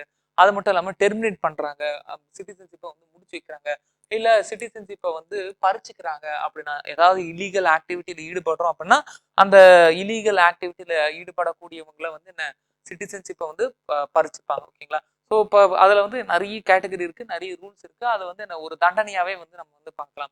அப்ப இந்த சிட்டிசன்ஷிப்ன்றது ரொம்ப முக்கியமான ஒரு பகுதி. அப்ப நீங்க நீங்க வந்து பார்க்கணும் 1773 ஒழுங்குமுறை சட்டம் இருக்குல்ல, அந்த ஒழுங்குமுறை சட்டத்துல ஆரம்பிச்சே வந்து நீங்க வந்து பார்க்கலாம், வீடியோ வந்து பார்க்கலாம். இப்போ அவைலபிளா வந்து இருக்கு. இதையும் தாண்டி வந்து பாக்குறீங்கன்னா கான்ஸ்டியூஷன் அசம்பிளில இருந்து கொஞ்சம் கொஞ்சமா நீங்க வந்து அடாப்ட் பண்ண ஆரம்பிக்கணும் கான்ஸ்டியூஷன். அப்ப வந்து பாருங்க, அப்ப மேக்கிங் ஆஃப் இந்தியன் கான்ஸ்டியூஷன் ஒரு பார்ட் ஈஸியா வந்து படிச்சு முடிச்சிருவீங்க. அதுக்கப்புறம் யூனியன் அண்ட் இட்ஸ் டெரிட்டரின்னு சொல்லக்கூடிய இந்த பகுதி 1 பத்தி நம்ம வந்து பார்க்கணும். அது வந்து ரொம்ப பேசிக்கா வந்து கொஸ்டின் வந்து கேட்பாங்க. அதையும் நம்ம வந்து படிச்சு முடிச்சிடலாம். அடுத்தது வந்து பாத்தீங்கன்னா சிட்டிசன்ஷிப். இந்த சிட்டிசன்ஷிப்பை பொறுத்தவரையும் நீங்க சிட்டிசன்ஷிப் அமெண்ட்மெண்ட் ஆக்ட் எத்தனை வாட்டி வந்து அமெண்ட்மெண்ட் பண்ணாங்க, எத்தனை வழிகளை வந்து குடியுரிமையை வாங்கலாம், எத்தனை வழிகளை குடியுரிமையை வந்து பறிக்கப்படும், இது எல்லாத்தையும் வந்து கொஞ்சம் வந்து பார்த்தாலே வந்து போதும். இப்போ சிட்டிசன்ஷிப் வாங்கியாச்சுங்க, இப்போ அடுத்தது என்ன பண்ணலாம், எனக்குன்னு சில ரைட்ஸ் இருக்குல்ல, அந்த ரைட்ஸ் எல்லாம் வந்து இது அப்படின்னு தெரிஞ்சுக்கிட்டா போதும். சிட்டிசனுக்கு என்னென்ன ரைட்ஸ் இருக்கு, சிட்டிசன் இல்லாதவங்களுக்கும் என்னென்ன ரைட்ஸ் இருக்கு, எல்லாத்தையும் வந்து கொஞ்சம் வந்து பார்க்கணும். அந்த ரைட்ஸ் வந்து நம்ம என்ன சொல்லுவோம் அப்படின்னா ஃபண்டமெண்டல் ரைட்ஸ் அப்படின்னு சொல்லுவோம். இதை வந்து மேக்னா கார்ட்டா ஆஃப் இந்தியன் கான்ஸ்டியூஷன் அப்படின்னு சொல்றாங்க. அதாவது இந்தியன் அரசியலமைப்புடைய மகாசாசனம் அப்படின்னு சொல்றாங்க. அப்ப இந்த ஃபண்டமெண்டல் ரைட்ஸ் இல்ல அப்படின்னா கான்ஸ்டியூஷனே இல்லைன்னு அர்த்தம். ஓகேங்களா? ஒரு நாட்டுல மக்கள் வந்து எந்த அளவு மகிழ்ச்சியா இருக்காங்க, அந்த நாடு எந்த அளவு வந்து ஒரு நல்ல நாடு, இது எல்லாத்தையும் வந்து தீர்மானிக்கணும் அப்படின்னா அந்த நாடு அந்த மக்களுக்கு இவ்வளவு உரிமைகளை வந்து கொடுத்து வச்சிருக்காங்க, அதை வச்சுதான் வந்து தீர்மானிக்க முடியும். ஓகேங்களா? இன்னைக்குமே பல்வேறு சர்வாதிகார நாடுகள்லாம் வந்து இருக்கு. அங்க வந்து ஒரு ஹேர் கட்டே வந்து ஒரு குறிப்பிட்ட ஸ்டைல்ல தான் வந்து பண்ணணும். பல்வேறு விதிமுறைகள் வந்து இருக்கு. அது போல நாடுகள்ல வந்து பாத்தீங்கன்னா ஃபண்டமெண்டல் ரைட்ஸே வந்து என்ன ரொம்ப கம்மி. அப்ப இந்தியாவை பொறுத்தவரை ஃபண்டமெண்டல் ரைட்ஸ் வந்து நல்ல அளவுல வந்து இருக்கான்னு கேட்டா தாராளமா வந்து இருக்கு. ஓகேங்களா? ஃபண்டமெண்டல் ரைட்ஸ் வந்து அதிகமாவே வந்து கொடுத்து வச்சிருக்காங்க. எந்த அளவு அதிகமா கொடுத்து வச்சிருக்காங்க, கண்டிப்பா நீங்க வந்து விமர்சனம் செய்யலாம், போராடலாம். ஓகேங்களா? அரசாங்கத்தை எதிர்த்தும் போராடலாம். சில விஷயம் உங்களுக்கான ரைட்ஸ் வேணும்னா அதுக்கும் வந்து போராடலாம். இந்த ஃபண்டமெண்டல் ரைட்ஸ் எல்லாம் வயலேட் ஆகுது, அரசாங்கத்தை நான் வந்து எதிர்த்து கேள்வி கேட்கணும் அப்படின்னாலும் நீங்க வந்து நீதிமன்றத்துக்கு வந்து போகலாம். அப்ப இத்தனை உரிமைகளையுமே வந்து கொடுத்து வச்சிருக்காங்க. அப்ப அப்பேற்பட்ட உரிமைகளை பத்தி பாக்குறது இந்த ஃபண்டமெண்டல் ரைட்ஸ் சொல்லக்கூடிய பகுதி 3ல வந்து இருக்கக்கூடிய விதிகளை வந்து பார்க்கலாம். ஆர்டிகல் 12ல ஆரம்பிச்சு 35 வரையும் நம்ம வந்து பார்க்கலாம். இது அமெரிக்காவில இருந்து எடுத்துக்கிட்டோம். ஓகேங்களா? ஃபண்டமெண்டல் ரைட்ஸ்ன்ற கான்செப்ட் அமெரிக்கா கிட்ட இருந்து வந்து எடுத்தோம். மேக்னா கார்ட்டா ஆஃப் இந்தியன் கான்ஸ்டிடியூஷன் அப்படின்னு நம்ம வந்து சொல்லுவோம். இது மட்டும் இல்லாம இதுல 6 முக்கியமான அடிப்படை உரிமைகள் வந்து இருக்கு. 6 முக்கியமான அடிப்படை உரிமைகள்லாம் இருக்குன்னா, அப்ப அதுல வந்து என்ன நிறைய கேட்டகரி இருக்கு. ஓகேங்களா? சோ இந்த 6 அடிப்படை முக்கியமான உரிமைகளை வந்து நம்ம வந்து பார்க்கலாம். இதுல வந்து பாத்தீங்க அப்படின்னா, சோ பாருங்க, ரைட் டு ஈக்குவாலிட்டின்னு சொல்லக்கூடிய சமத்துவ உரிமை, அதுக்கப்புறம் பாத்தீங்கன்னா ரைட் டு ஃப்ரீடம் சொல்லக்கூடிய சுதந்திர உரிமை, சுரண்டலுக்கு எதிரான உரிமை, மத சுதந்திர உரிமை, கல்வி மற்றும் கலாச்சார உரிமை, அரசியல் அமைப்புக்கு உட்பட்டு பரிகாரம் தேடும் உரிமை. இதுல ஆக்சுவலி வந்து என்னன்னா 5 உரிமைகள் மட்டும்தான் வந்து உண்மையா நமக்கு இருக்கக்கூடிய உரிமைகள். ஓகேங்களா? நமக்கு கொடுத்த ஃப்ரீடம். ஒருவேளை இந்த உரிமைகள் உங்களுக்கு மறுக்கப்பட்டாலோ, இந்த உரிமைகள் நியாயமா உங்களுக்கு கிடைக்கலனாலோ என்ன தேடி வாங்க, நான் உங்களுக்கு இந்த உரிமையை வந்து வாங்கி கொடுக்குறேன் அப்படின்னு சொல்லிட்டு இந்த ஃபண்டமெண்டல் ரைட்ஸ் உடைய கார்டியனா இருக்கக்கூடிய இந்த சுப்ரீம் கோர்ட்டை நம்ம வந்து எப்படி அணுகணும், அந்த உரிமையும் நமக்கு இருக்கு. அப்ப அந்த உரிமையை சேர்த்துதான் வந்து 6 அடிப்படை உரிமைகள் இருக்குன்றத சொல்றாங்க.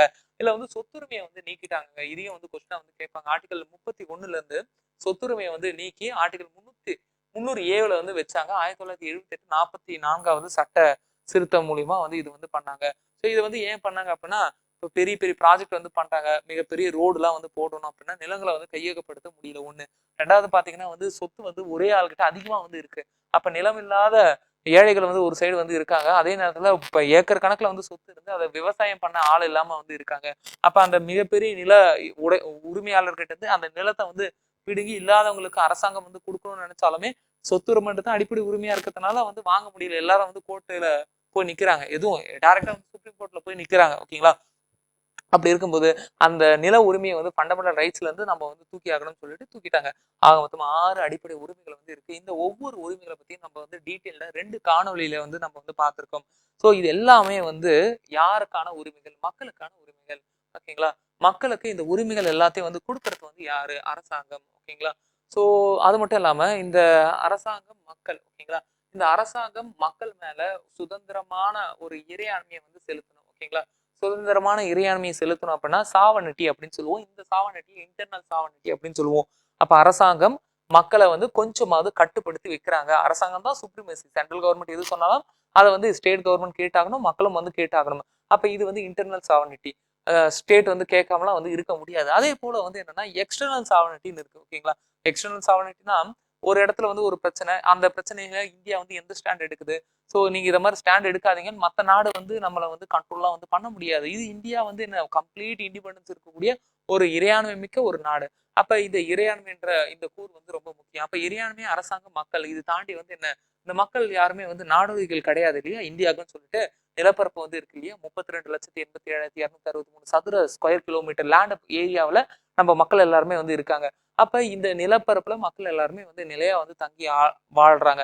அப்ப இது எல்லாமே சேர்ந்ததுதான் வந்து என்னன்னா அரசு அப்படின்னு சொல்றோம். ஓகேங்களா? அரசு வேற, அரசாங்கம் வேற. அதை வந்து நீங்க நல்லா புரிஞ்சுக்கணும். அரசுடைய ஒரு முக்கியமான ஃபேக்டர் தான் வந்து என்ன, இந்த அரசாங்கம்.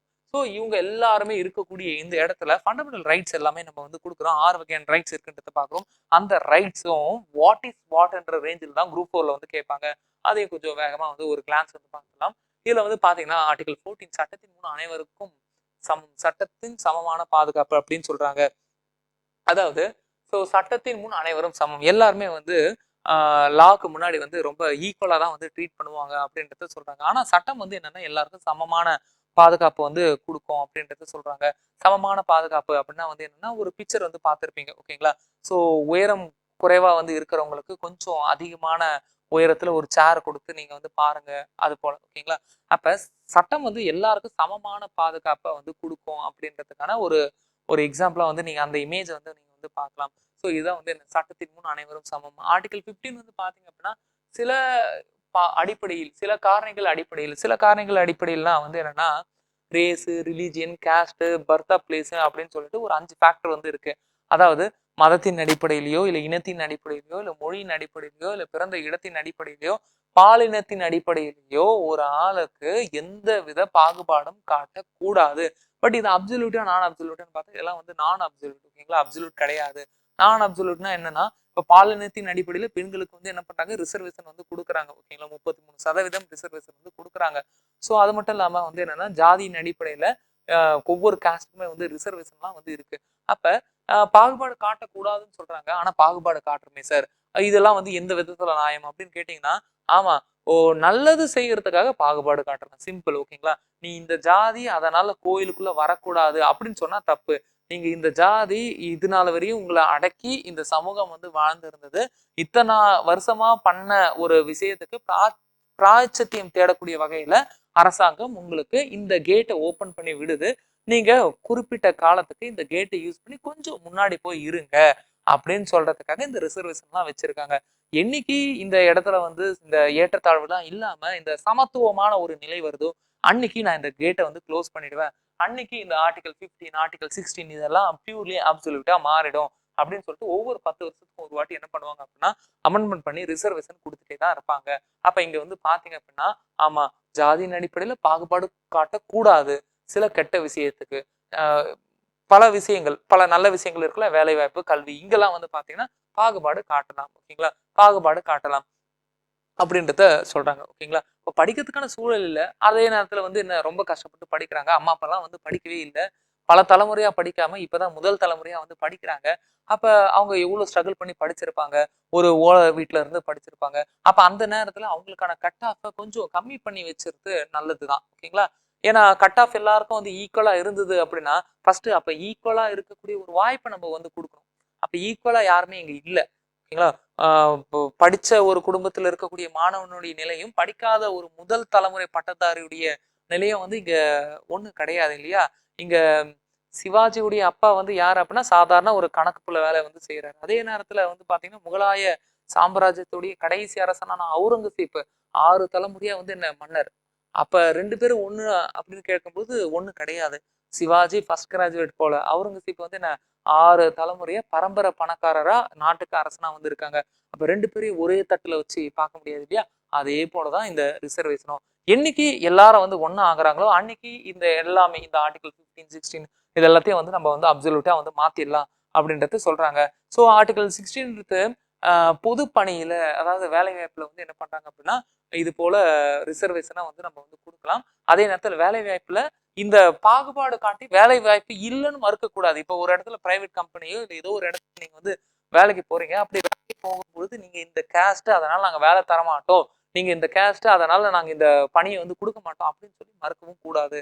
அதை வந்து புரிஞ்சுக்கணும். இப்ப எல்லாமே ஆர்டிகல் 14 இருந்து தான் ஆரம்பிக்குதான் சார் கேட்டீங்கன்னா, இல்ல ஆர்டிகல் 12 இருந்து ஆரம்பிக்குதான். ஆர்டிகல் 12 வந்து என்ன சொல்லுது அப்படின்னா அரசாங்கத்துக்கான ஒரு எக்ஸ்பிளனேஷன் வந்து கொடுக்குறாங்க.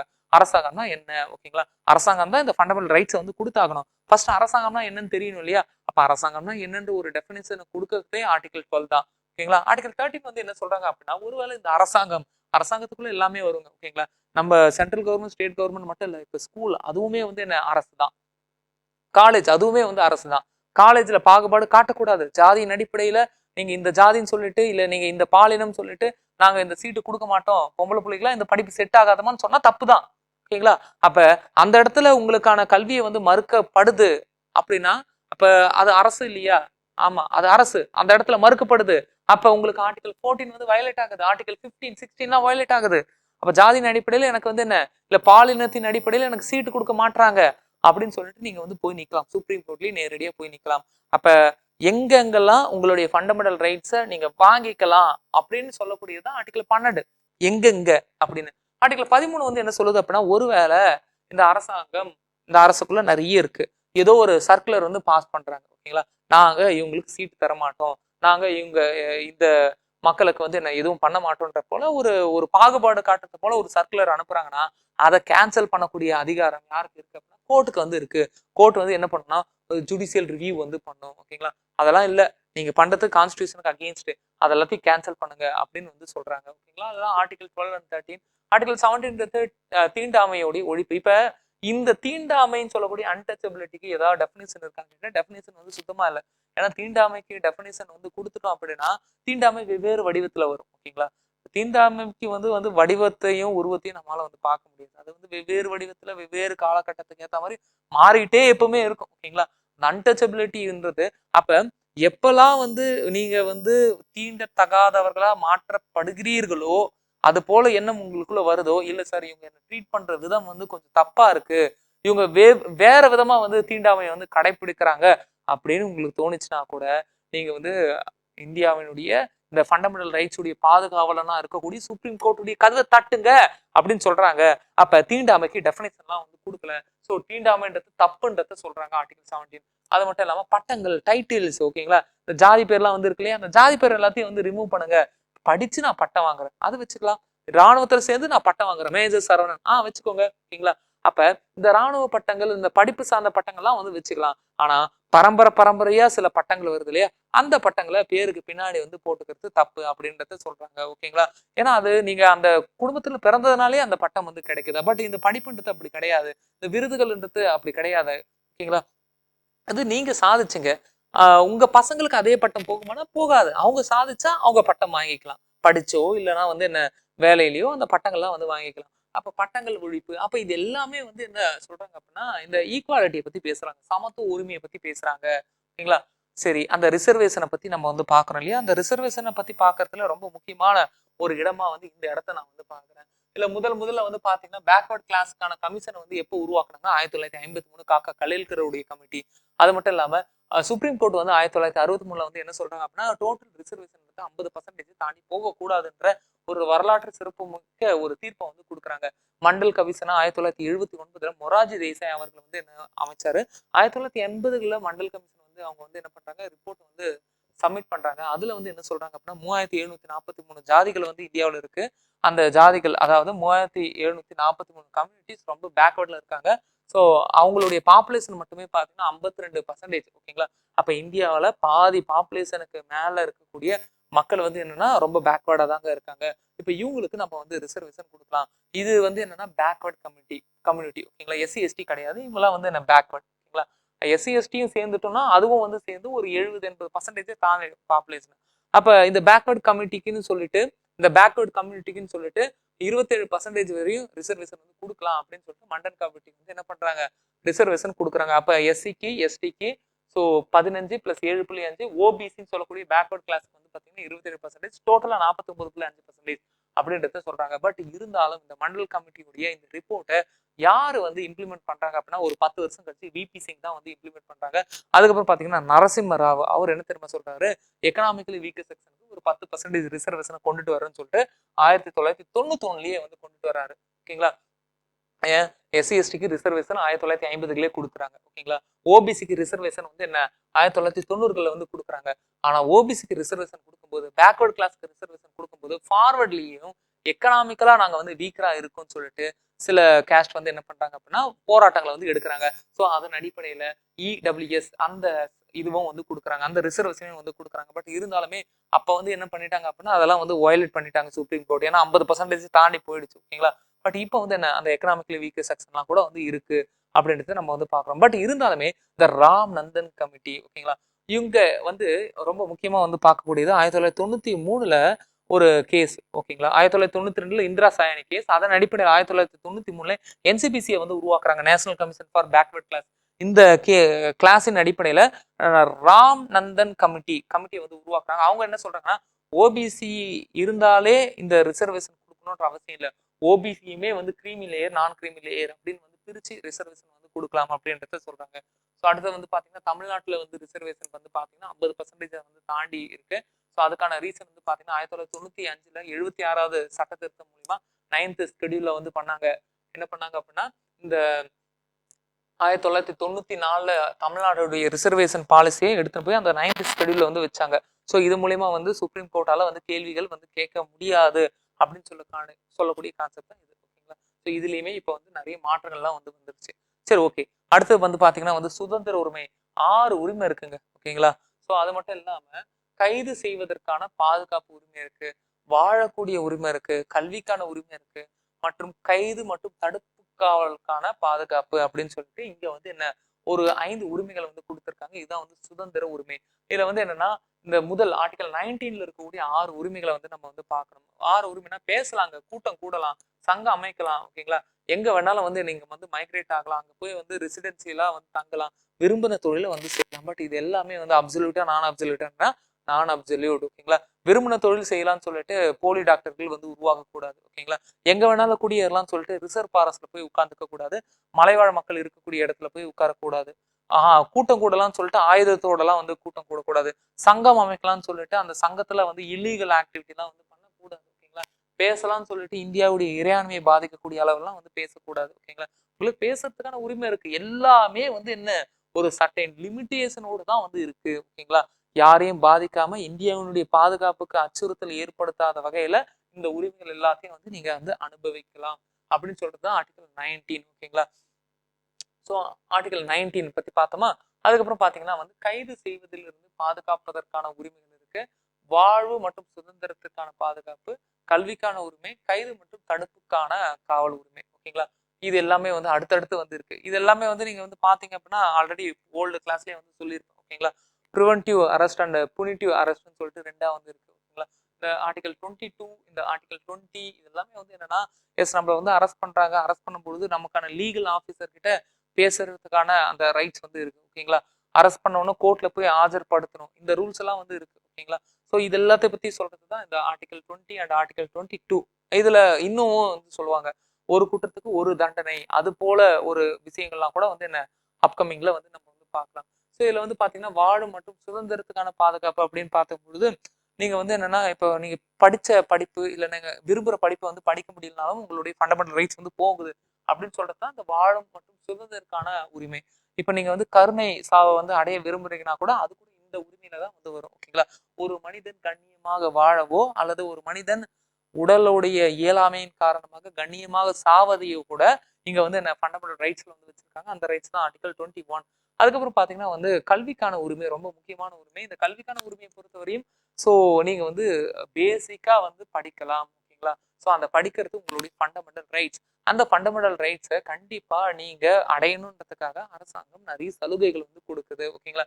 இந்த ஃபண்டமெண்டல் ரைட்ஸ் வந்து என்ன வயலேட் ஆகக்கூடாது. அதனால்தான் அனைவருக்கும் இலவச இலவச ஒண்ணு, ரெண்டாவது கட்டாய கல்வி கம்பல்சரி வந்து என்ன எல்லாரும் படிச்சாகணும். ஏன் அப்படின்னா இதெல்லாம் ஃபண்டமெண்டல் ரைட்ஸ்ல வந்து இருக்கு.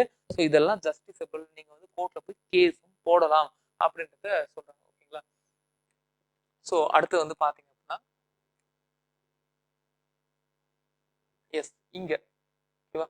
ஸோ ஆர்டிகல் 23 அண்ட் ஆர்டிகல் 24, இந்த ஆர்டிகல் 23, 24லாம் வந்து என்ன சொல்லுது அப்படின்னா சுரண்டலுக்கு எதிரான உரிமைகள். சுரண்டலுக்கு எதிரான உரிமைகள், சுரண்டலுக்கு எதிரான உரிமைகள்லாம் வந்து என்னன்னா இந்த ஹியூமன் டிராஃபிக்கிங் அப்படின்னு நம்ம வந்து சொல்லுவோம். ஓகேங்களா? அது அதுக்கான அர்த்தம் என்னன்னா இப்ப கட்டாயமா வந்து சிங்க சூழலில் வந்து வேலை பார்க்க வைக்கிறது. ஓகேங்களா?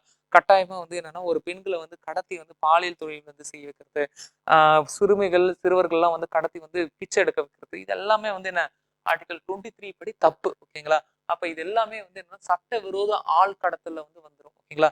இது எல்லாமே வந்து சட்டத்தின் அடிப்படையில தப்பு. நம்ம இந்தியன் கான்ஸ்டிடியூஷனுடைய ஃபண்டமெண்டல் ரைட்ஸை பொறுத்த வரையும் இது பாசிட்டிவ் நேச்சரே வந்து கிடையாது. இதை பண்ணாதீங்க, இதை பண்ணாதீங்க, இதை பண்ணாதீங்க, இது பண்றதுனால அவன் பாதிக்கிறான், அவனுடைய ஃபண்டமெண்டல் ரைட்ஸ் வந்து பாதிக்கப்படுது அப்படின்னு சொல்லக்கூடிய நேச்சர் தான். இதெல்லாம் பண்ணாதீங்கன்னு சொல்றதுதான் இங்க அதிகம். நீங்க என்ன பாருங்க. ஓகேங்களா?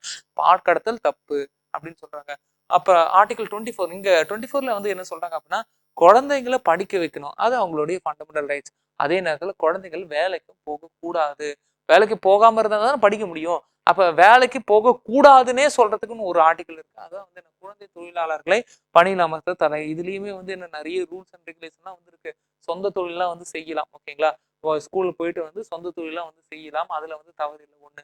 ரெண்டாவது பாத்தீங்கன்னா சில ப்ரொஃபஷன்ல வந்து என்ன குழந்தை தொழிலாளர்கள் இருக்கலாம்.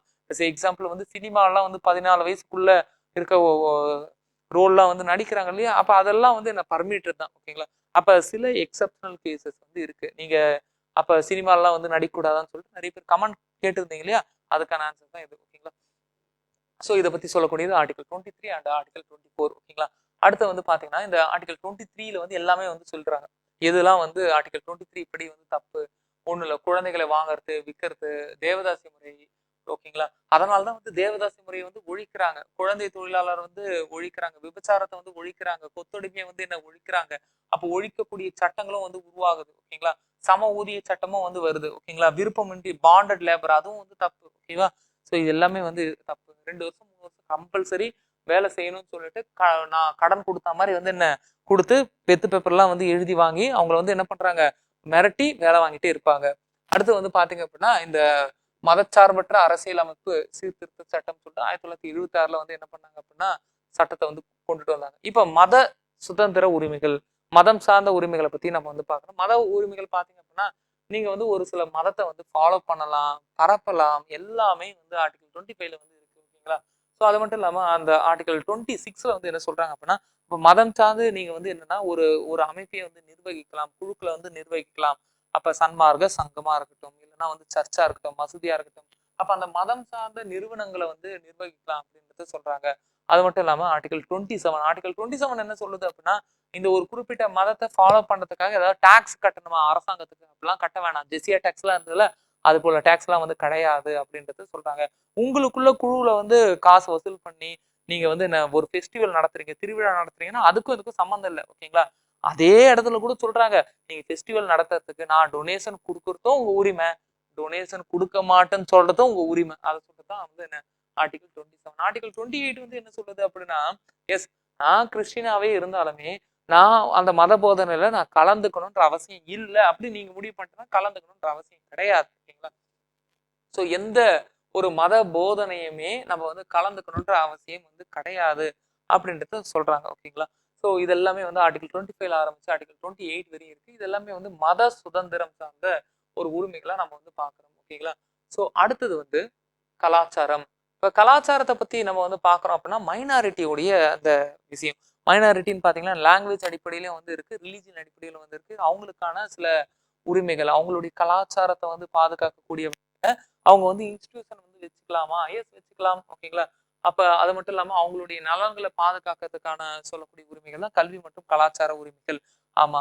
இப்ப மைனாரிட்டி இப்ப மதத்தின் அடிப்படை மைனாரிட்டினா நிறைய கிறிஸ்டின் ஸ்கூல் வந்து இருக்கு, இஸ்லாமிக் ஸ்கூல் இருக்கு, ஹிந்து ஸ்கூலும் இருக்கு.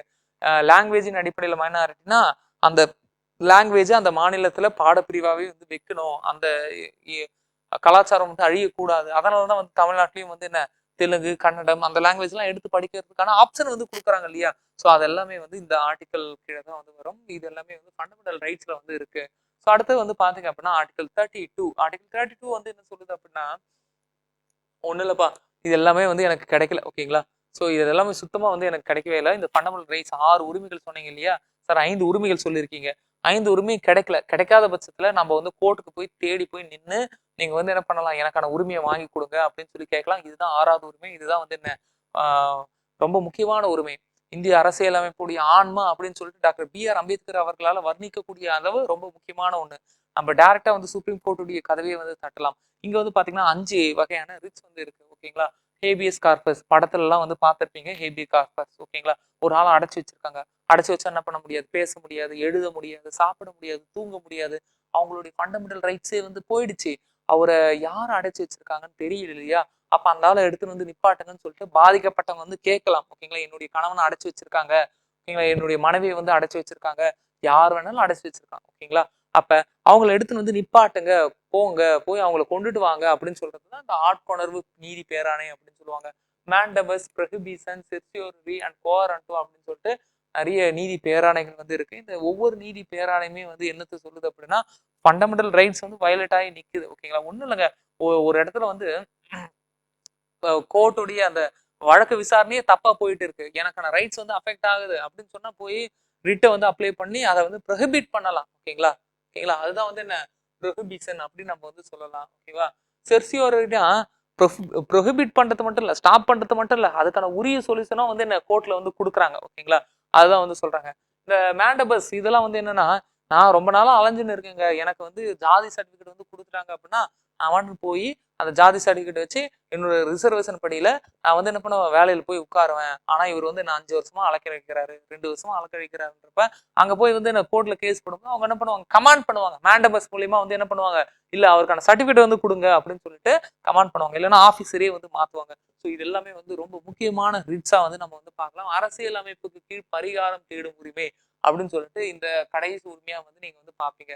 பட் என்னதான் இருந்தாலும் இந்த ஃபண்டமெண்டல் ரைட்ஸ்ல நீங்க ரிட்டை பத்தின ஒரு மைண்ட் மேம் இதை வந்து நீங்க வந்து பார்க்கலாம். என்னதான் இருந்தாலும் சில பேருக்கு இந்த ஃபண்டமெண்டல் ரைட்ஸ் வந்து இல்லாமலே வந்து போகுது. ஓகேங்களா?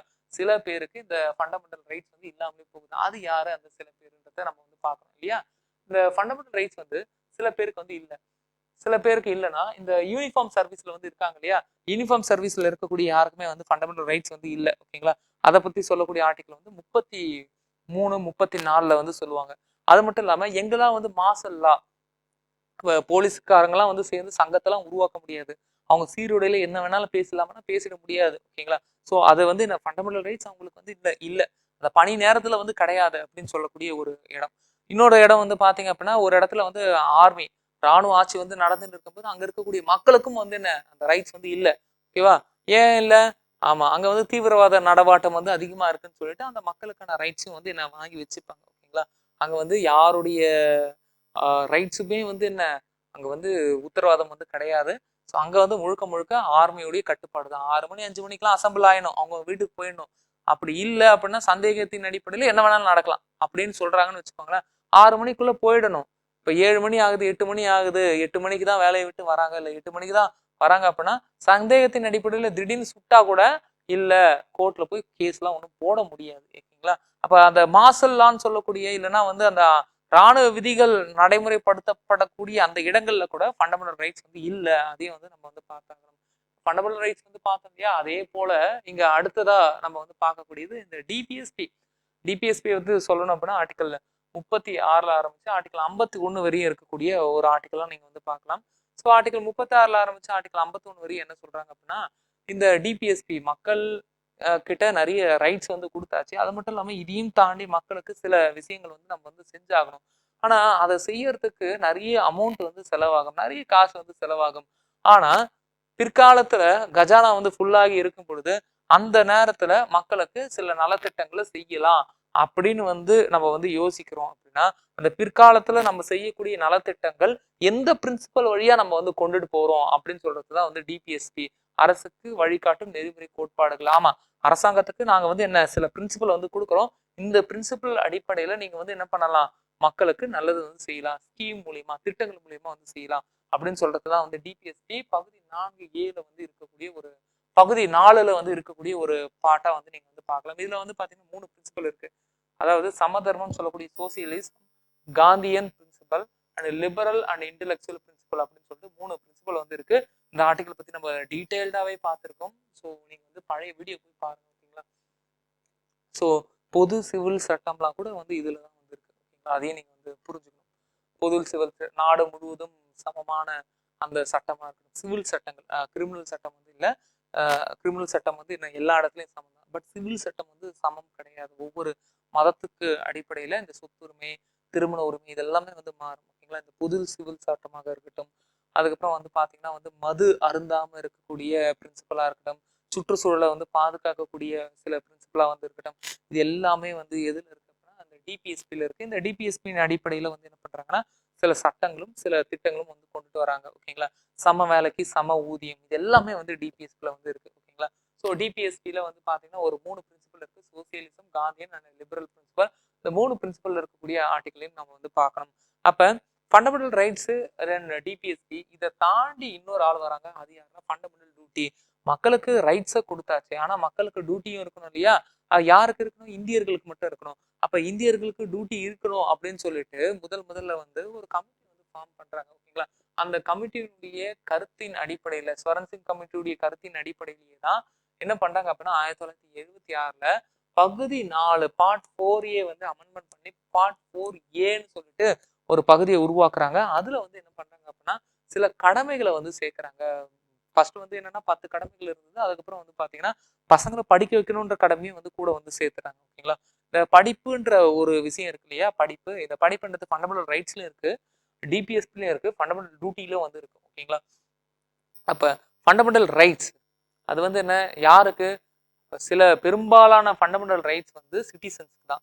சில ஃபண்டமெண்டல் ரைட்ஸ் 2 பேருக்குமே, சிட்டிசனுக்கும் இருக்கும், சிட்டிசன்ஷிப் இல்லாதவங்களுக்கும் இருக்கும். ஓகேங்களா, இப்போ சே எக்ஸாம்பிள் ஹியூமன் டிராஃபிக்கிங், கொத்தடிமையா வந்து ஒரு ஆளை வந்து பிடிச்சிட்டு போறாங்க.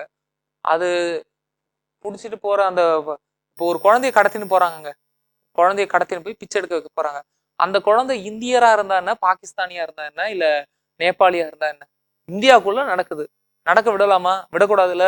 அப்ப இது போல சில விஷயம்லாம் இருக்கு இல்லையா, குழந்தை தொழிலாளர் முறையா இருக்கட்டும், இல்லைன்னா வந்து இந்த தேவதாசி முறையா இருக்கட்டும், இப்ப இதெல்லாம் வந்து இந்தியர்களுக்கு மட்டும் இல்ல, ஃபாரினருக்கும் அப்ளிகபிள். ஓகேவா? ஃபாரினருக்கும் அப்ளிகபிள். அப்ப அந்த ஃபண்டமெண்டல் ரைட்ஸ் வந்து பார்த்தாச்சு. அப்புறம் வந்து பாத்தீங்கன்னா டிபிஎஸ்பில வந்து நிறைய கொள்கைகளை வந்து கொடுக்குறாங்க. அதையும் வந்து நம்ம வந்து பார்த்தோம். இப்ப அடுத்தது வந்து என்னன்னா இந்த டியூட்டி. இந்த டியூட்டியை பொறுத்தவரையும் இந்தியர்களுக்கு மட்டும்தான். அதை வந்து நீங்க வந்து தெளிவா புரிஞ்சுக்கணும். ஆரம்பத்துல வந்து 10 கடமைகள் இருந்தது. இதை வந்து என்ன சொல்றாங்க அப்படின்னா 1976ல என்ன பண்றாங்க, 42வது சட்ட திருத்தம் மூலியமா பகுதி 4A கொண்டுட்டு வந்து இந்த 10 கடமைகளை வந்து சேர்த்தாங்க. அதுக்கப்புறம் 11வது கடமையா வந்து ஒரு கடமையை வந்து சேர்க்கிறாங்க. அது 86வது சட்ட திருத்தம் மூலியமா 2002ல வந்து சேர்க்கிறாங்க. அங்க வந்து என்ன பண்றாங்க அப்படின்னா படிப்புக்கான ஒரு உரிமையை வந்து கொடுக்குறாங்க. அதுதான் வந்து என்ன ஃபண்டமெண்டல் டியூட்டி. படிக்க வைக்கிறதே வந்து உங்களுடைய டியூட்டில சேரும் அப்படின்றது சொல்றாங்க. ஓகேங்களா? அவ்வளவுதான். இதுவரை ஒரு பார்ட். இதுல இருந்து கண்டிப்பா வந்து ஒரு 3 கொஸ்டின் 4 கொஸ்டின் வரும். அதாவது நம்ம ரிவிஷன் கிளாஸ்ல இருந்து வரும்னு நான் சொல்லல. நீங்க வீடியோஸ் வந்து பாத்தீங்கன்னா ரஃப்லி இந்த 4 சாப்டர் இந்த 5 சாப்டரை வந்து பார்க்கறதுக்கு ஒரு 2 டேஸ் தேவைப்படும். ஓகேங்களா? 2x ஸ்பீட்ல வச்சிருங்க. இல்ல 1x ஸ்பீட்ல, சாரி 1.5x ஸ்பீட்ல வச்சுட்டு நல்லா கேளுங்க. அந்த பிடிஎஃப் டவுன்லோட் பண்ணுங்க. வேர் டு ஸ்டடி இருக்கு. புக்கை ஒரு வாட்டி ரீட் பண்ணுங்க. ஒரு 4 மார்க் வாங்குங்க. அவ்வளவுதான். ஓகேங்களா? இப்ப அடுத்தது இது பாக்குறோம். இதுல இருந்து ஒரு 4 மார்க் வரும். இதுல ரொம்ப முக்கியமானது இந்த மத்திய அரசு, மாநில அரசு மற்றும் நீதித்துறை. ரொம்ப முக்கியம். இதுல வந்து பாத்தீங்கன்னா நடுவண் அரசுன்னு சொல்லக்கூடிய சென்ட்ரல் கவர்மெண்ட். இந்த சென்ட்ரல் கவர்மெண்ட்ல பாத்தீங்கன்னா நிர்வாகம், சட்டம் மற்றும் நீதித்துறை அப்படின்னு சொல்லிட்டு 3 பகுதியா நம்ம வந்து பிரிக்கலாம். ஓகேங்களா? இல்ல நிர்வாகம் சொல்லக்கூடிய இந்த இடத்துல ஆர்டிகல் 52ல ஆரம்பிச்சு ஆர்டிகல் 78 வரையும் இருக்கக்கூடிய ஆர்டிகல் வந்து நீங்க வந்து பார்க்கணும். சட்டமன்றத்துல வந்து பாத்தீங்கன்னா ஆர்டிகல் 79ல இருந்து ஆர்டிகல் 122, நீதித்துறை பொறுத்தவரை ஆர்டிகல் 124ல ஆரம்பிச்சு ஆர்டிகல் 147 வரையும் நீங்க வந்து பார்த்தாகணும். இந்த நிர்வாகத்துல பாத்தீங்கன்னா பிரசிடென்ட்டை பத்தி, அப்புறம் வைஸ் பிரசிடென்ட்டை பத்தி, பிரதமரை பத்தி, அமைச்சரவை குழுவை பத்தி நீங்க வந்து பார்த்தே ஆகணும். ஓகேங்களா? சட்டமன்றத்தை பொறுத்தவரையும் இது மக்களவை, மாநிலங்களவைன்னு சொல்லிட்டு லோக்சபா, ராஜ்யசபா. அந்த லோக்சபா, ராஜ்யசபால இருக்கக்கூடிய உறுப்பினர்களை பத்தி நம்ம வந்து பார்க்கணும். இப்ப ராஜ்யசபால வந்து பாத்தீங்க அப்படின்னா 238 பிளஸ் வந்து 12 பேர் வந்து என்ன பண்ணுவாங்கன்னா நாமினேட் பண்ணுவாங்க. ஓகேங்களா? நியமனம் வந்து செய்வாங்க. யாரால அப்படின்னா பிரசிடென்டால. அப்ப ரெண்டுத்தையும் வந்து சேர்க்கும்போது 250 அப்படின்ற மாதிரி வரும். இங்க வந்து பாத்தீங்கன்னா வந்து 243 பிளஸ் 2 உறுப்பினர்கள். ஓகேங்களா? அதுல வந்து ஆங்கிலோ இந்தியர்களை வந்து நாமினேட் பண்றதுலாம் வந்து இப்ப வந்து கிடையாது. ஓகேங்களா? அதை வந்து நீக்கிட்டாங்கன்றதை நீங்க வந்து புரிஞ்சுக்கணும். அதுக்கப்புறம் இங்க வந்து பாத்தீங்கன்னா நீதித்துறை, உச்ச நீதிமன்ற தலைமை நீதிபதி, மற்ற நீதிபதிகள். ஸோ இதுல ஒவ்வொரு நபர்களை பத்தி நம்ம வந்து டீட்டெயில்டா கிளாஸ் வந்து எடுத்திருக்கோம். அந்த வகுப்பை போய் கொஞ்சம் ஒரு வாட்டி ரீகால் பண்ணுங்க ஒவ்வொரு டாபிக்குமே. அப்ப இத எல்லாத்தையும் பாத்தீங்கன்னாலே ஒரு 2 கொஸ்டின் வந்து ஈஸியா வந்து தேரும். ஓகேங்களா? வீட்டோ பவர்னா வந்து என்ன? ஓகேங்களா? எம்பிஸ் எல்லாமே வந்து யாருக்கு ஓட்டு போட்டு இல்ல எந்த தேர்தலில் ஓட்டு போட்டு யாரை வந்து தேர்வு செய்யறாங்க, அந்த எம்பிக்கான ஓட்டை வந்து நம்ம வந்து எப்படி வந்து கால்குலேட் பண்ணணும். இது போல மைனூட்டா நம்ம வந்து நிறைய விஷயங்கள் வந்து கத்துக்கிட்டோம் கடந்த காலங்களில். அதை வந்து கொஞ்சம் வந்து போய் ரீகால் பண்ணுறது நன்மை. ஓகேங்களா?